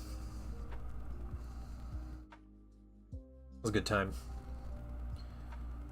I do like how the specialist studio is moving toward a. They have a lot of rules and different books that are like, hey, yeah, you make this unit by kit bashing this, and they're like making up new units for it. I really like that, and I know I hear the complaints about like, oh, it's DLC and we're just buying more of the same minis, but back in early mid 2000s, that's what people wanted. They wanted stuff like that, like reasons to make different, like put different uses for your minis. That's really cool, like new units and new rules for those minis. Like that's awesome. I really like that idea.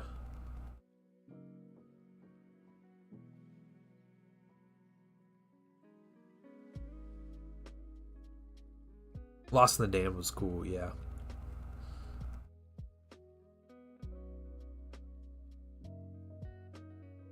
The fact that Lost in the Damned aren't in 40k currently, like not as a faction, is kind of a shame.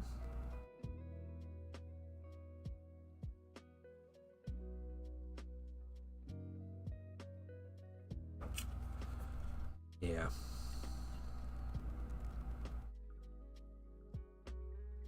Forge World minis, way too expensive. Never buy any, but they had the coolest campaign books that they would put out.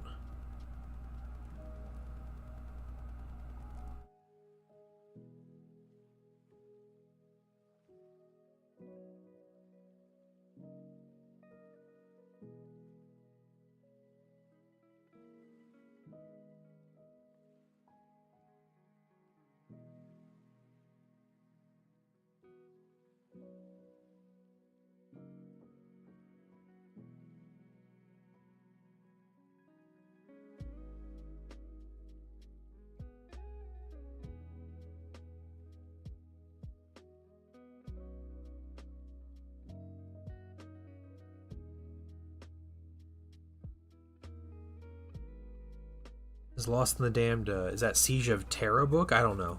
SOT book, I don't know.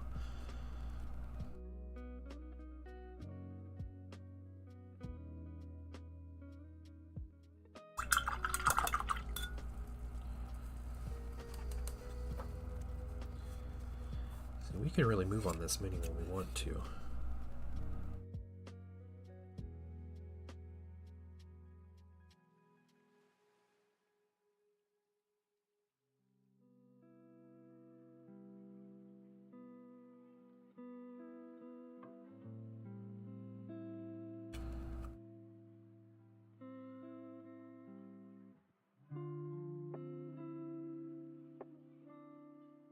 Yeah, taxis, right. Yeah, it's just kind of a general term, but they're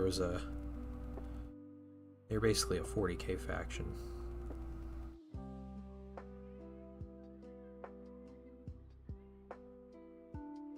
Basically, like traders and cultists and all that stuff. That's what they represented.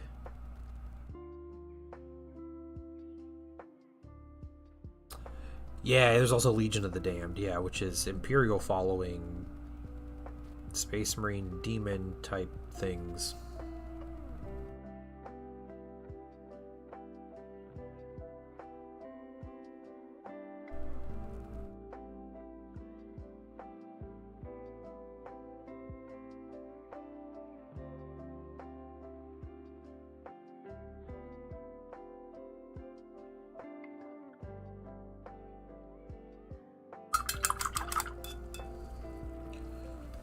Tactical Marines with Deep Strike. Yeah, that's what they were.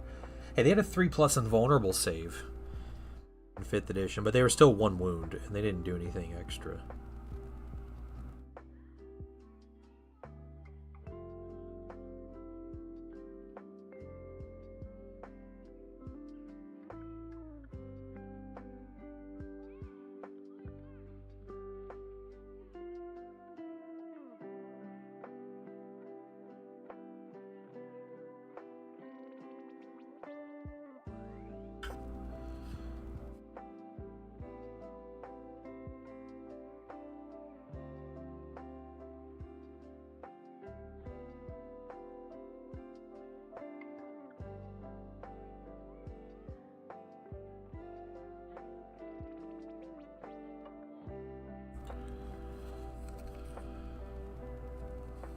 Okay.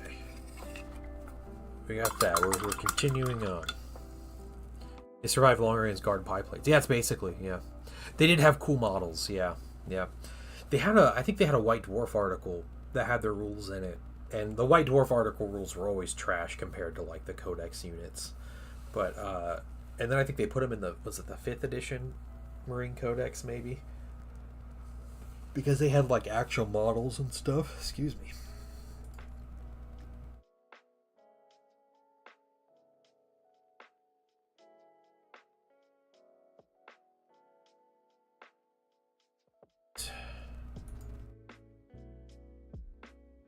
Did you guys hear Caldor Drago is in Legends now? He's out of the Grey Knights book.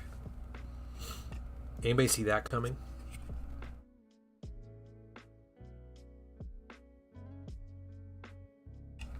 Just bodied, yeah, yeah. I love Warhammer. Every time I think I know a lot, I find out there's so much, yeah. Yeah, Legion of the Damned and Lost in the Damned. Both two cool, like, aspects. Like, very different, but very cool. Yeah, screw Caldor Drago. Yeah. Get that guy out of here. Will not be missed. What's going to happen to the Grey Knights? Last of the Stumpy Marines? Yeah, they'll, yeah, I don't know. They might get a refresh next edition or something. Not this time, though. They lost a character and gained an upgrade sprue for the worst looking mini.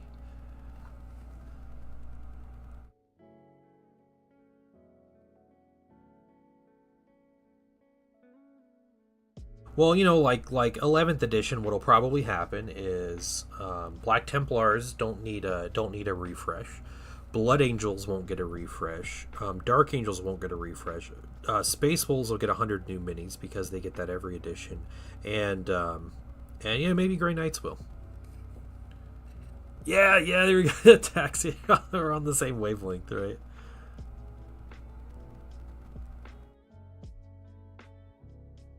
New Wolfen and Thunderwolf Cav in 11th edition.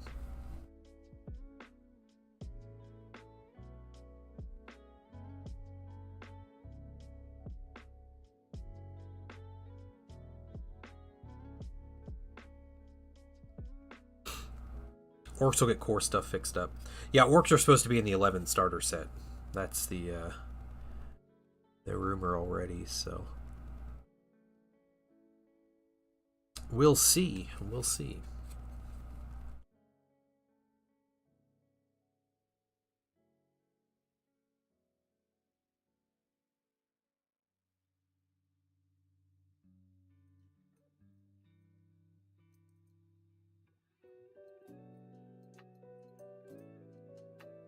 Man, I'm having so much fun painting this mini, guys.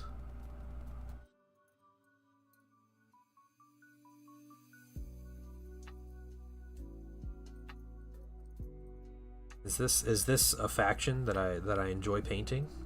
Yes.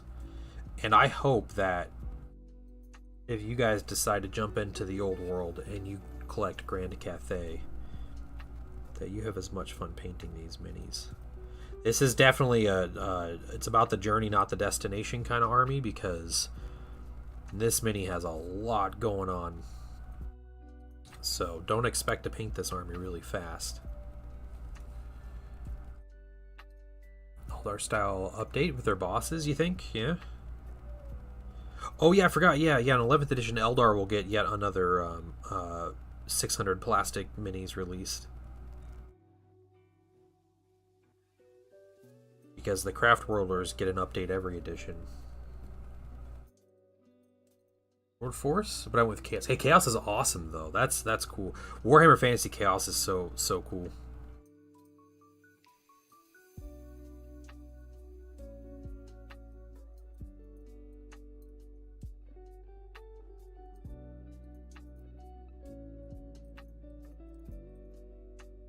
Okay, lots of dark emerald here, right? And we'll start working with our jade.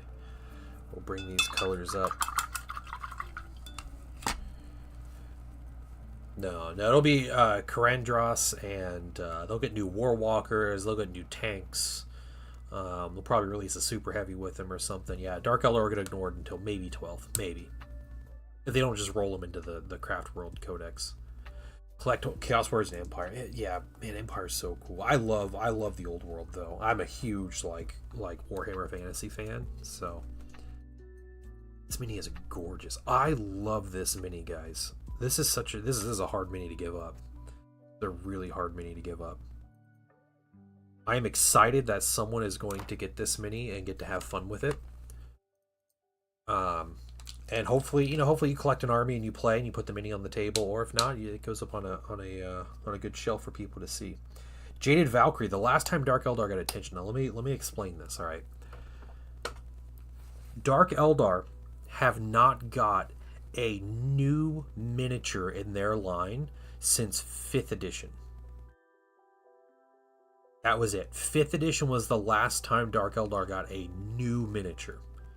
Every other release for Dark Eldar has been turning minis from resin or metal into plastic. And every edition, Dark Eldar has lost miniatures from their book. Every single edition. Every time they've gotten a codex, they have lost stuff from their book. No, they did not just get a character. Taxi. No. There is no... If you're talking about Lady Malice coming out, Lady Malice was in 5th edition book. So she is literally not a new character. But that will be the closest thing to a new miniature they've gotten, but they have not had a new release since their 5th edition codex.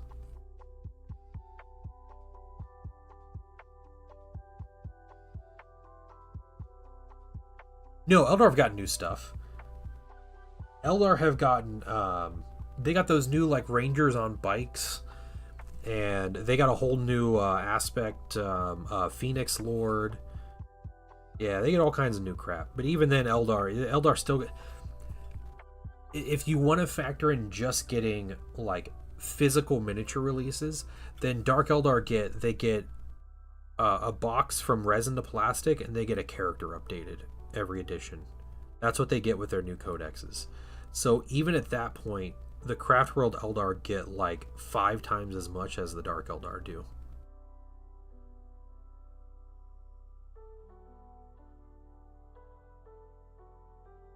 Lady Malice was a character in 5th edition. She was a usable character in 5th edition. She had rules. She just didn't have a mini. Dark Eldar had like a dozen named characters in their 5th edition codex. And then every codex just stripped more and more of them out.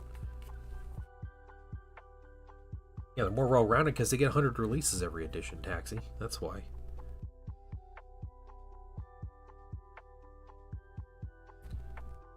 Next year, Tennyson, yeah, next year will be 11th edition, 40k. They're on the 3-year cycle, and that'll be year 3 of 10th edition.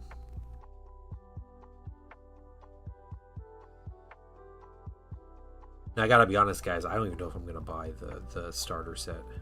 It's gonna take a lot to get me to want to buy another starter set for 40k. Do Exodites have stuff? No, Exodites do not have anything. No.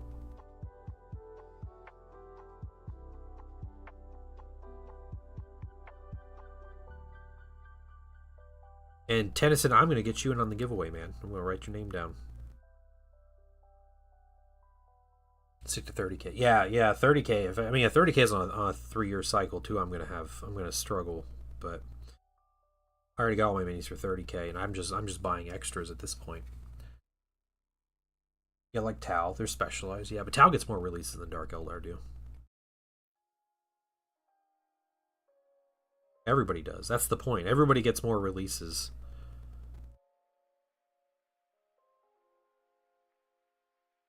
No, Zen's not excited about 40K, man. He's all in on 30K now. We changed him.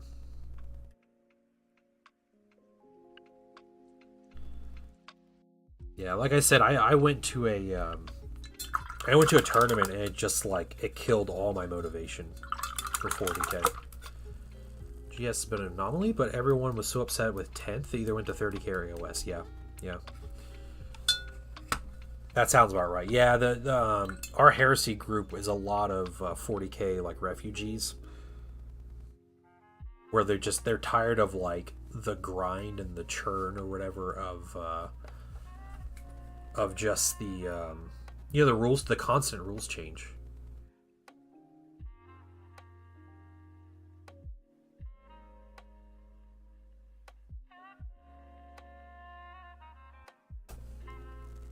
I'll just lose 2 of theirs here. I'm thinking of kit bashing Drago. Yeah, no, don't bother. Harder to sell a player on Jakari because they're very one note. Yeah, yeah.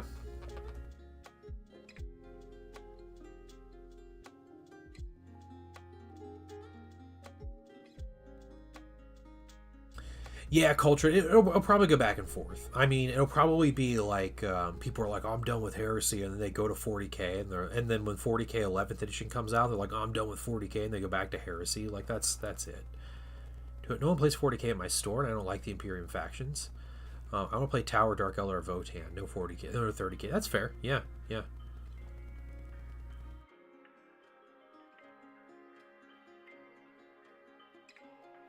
Yeah, Dark Eldar are definitely like they play really weird, and they're difficult to play too, as just like an overall like faction identity. Like they're very high like skill floor, and I really enjoy that when I actually play games with them. I enjoy that aspect of them, but but it's kind of like that. It's they don't sell well. So GW doesn't make new minis for them, and they don't sell well, and then they don't make new minis for them. But it's like, if you made new minis, they would sell well, but then that's also more investment that needs to be done into them, and GW doesn't want to do that. So it's just like a, self-fulfilling prophecy, right?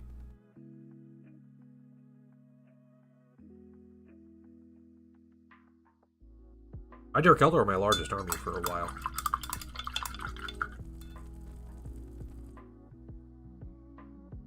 I feel like GSC. Yeah, GSC is even more niche though. GSC to me is like, man, they're crazy because their minis are so difficult to paint, and you need so many of them.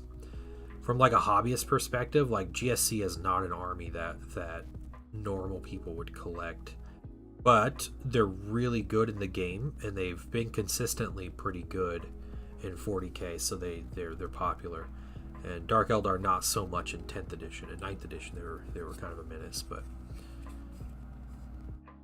40K is much more meta and much less like just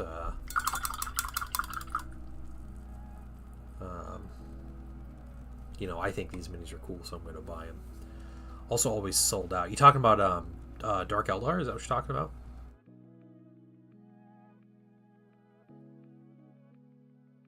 Yeah. That's fair.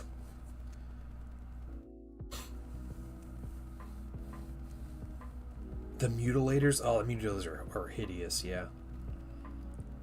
Yeah, I just threw them in the trash, yep. It's, yeah, because you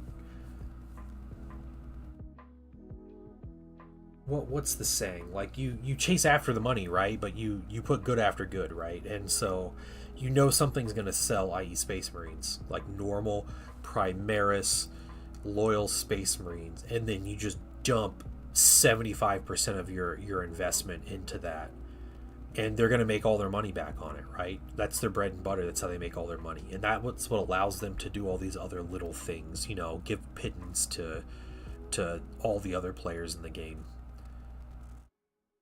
Yeah, Scary just carries. He's been carrying Dark Eldar for years now at this point. Malediction game. I think I've heard of it. I've never played it. Yeah, definitely all the Dark Eldar players are paying for his sins. Yeah, because he plays so well.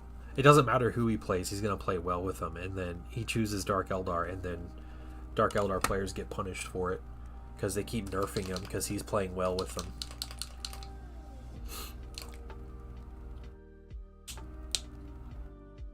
Yeah, that's one of the like theories or rumors is the tactical squad box, was outselling the entire fantasy range, which is believable. That Space Marine tactical squad box outsold everything though. Like, I think was it Jervis Johnson or whoever was Kirby, Tom Kirby, the guy that ran GW for a while. At a shareholders meeting, he actually said that they sell so many tactical marine boxes. He said people are probably convinced that it's a front for drugs, like they're just selling drugs.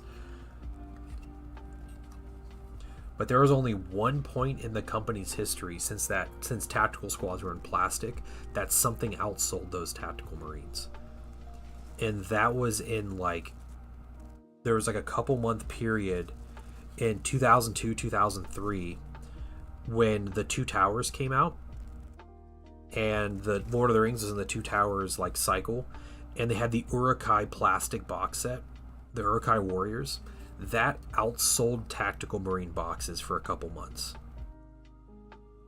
That's how much Middle Earth sold for GW in the early 2000s.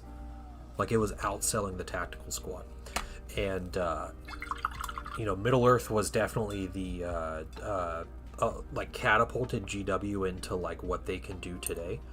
That's the reason they have digital sculpting and modern injection mold machines, is because they made so much money on Middle Earth when it was so big at the time. And I know a lot of you guys might be a little young to even remember how crazy popular Lord of the Rings was for a good 5-year period. And that allowed GW just to fund everything else they were doing. Okay, guys. We shocked to see Middle Earth or Blood Bowl boxes. Yeah, Blood Bowl's still pretty popular. I think it's a lot more popular in the UK. So if you're American, you probably don't see Blood Bowl much. But I did see a Blood Bowl tournament recently, and it was a lot of older guys playing the game. But yeah, I love Middle Earth. I still love that game. I have my original rule books and everything. We're going to stop on this today. What I have left to paint, I have all the claws and horns. I need to highlight these gemstones. I want to highlight this little thing and maybe do a little bit more with the weapon. The face, I'm going to do some highlights on the face. And then oranges and the base. Not terrible. I am very pleased with how the mini looks. I'm really happy with it. Rolled a mat 20. Welcome in, man. Hey, if you're a follower, I'm going to enter you in the giveaway real quick, and you got an entry into it. And I'll type your name in. But yeah, the orange is going to take a while because it's all these little things and then the whole underside of the wings. So you see that sin right there. First of all, let me take just a moment to thank you for allowing me back into your home. Gotcha, dude. Thank you for the follow, and I'm going to type in names here in just a moment. We're going to do this drawing. This is the mini we're giving away. I'm going to finish it a little bit on my own time over the next week as I get time, and then I'm going to mail it out to the lucky winner for free.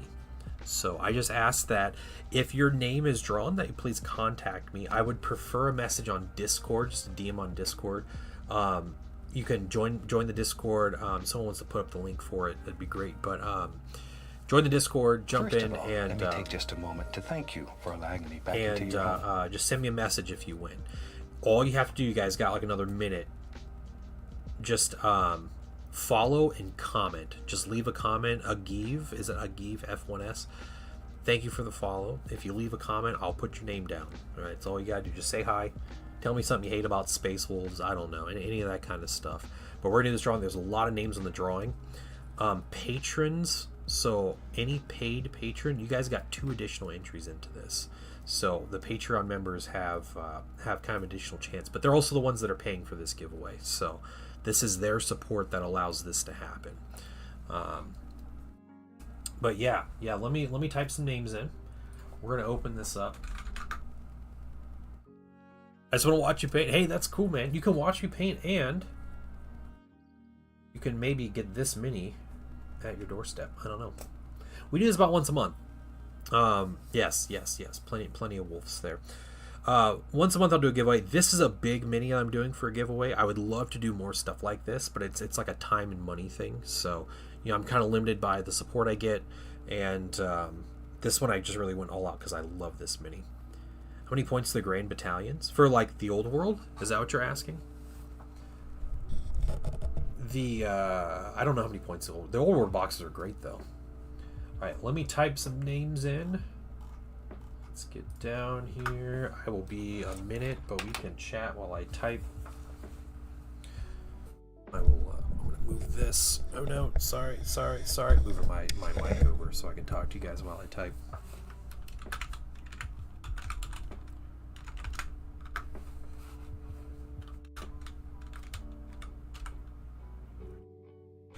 Okay, there we go.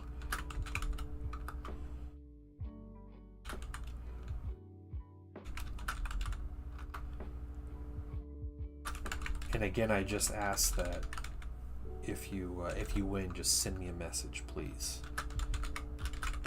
And I'll put it on the Discord. I'll say who won. I'll put their name up, and I'll give you about a week. If no one responds to me in about a week, then I'll redraw the name. We'll redraw it on the stream. Walking Man 1990. It's a good year. Good year.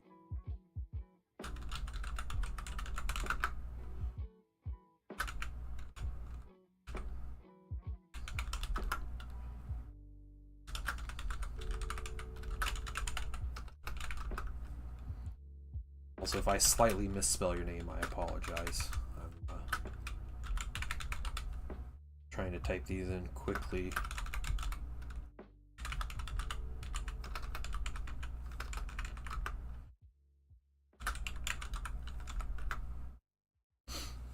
Yeah, 1990 is a good year. Birth year, yep. Everything that happened before that was an accident, yeah. Ain't that savvy? Let's see, we got Quack Tape 3. Gares Knight. Good dude, let's see. Jaded Valkyrie. Good people on this list. Good people.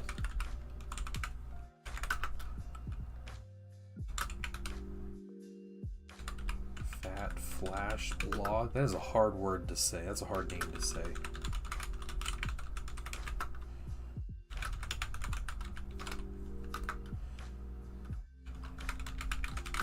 There's a lot of names on here, guys. Flag on Born. That's not how you spell that. Flag on Born. Got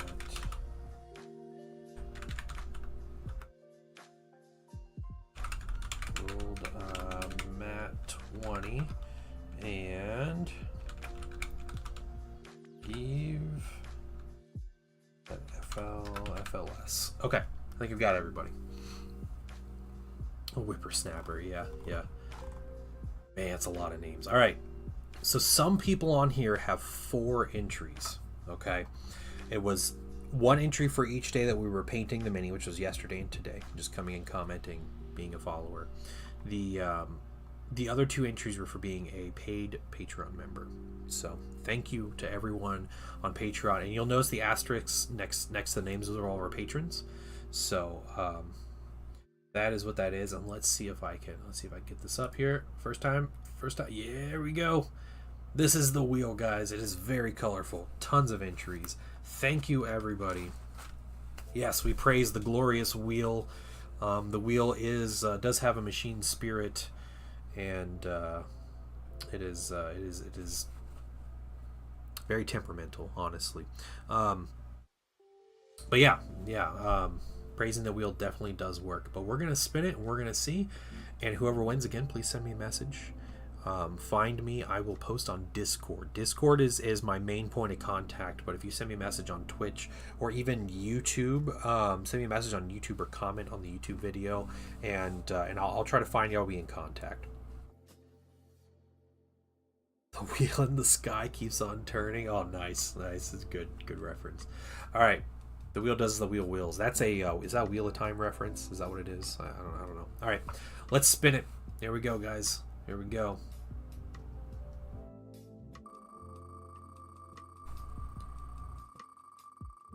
Whoa, that's trippy wheel. All right. Hey, Evelios.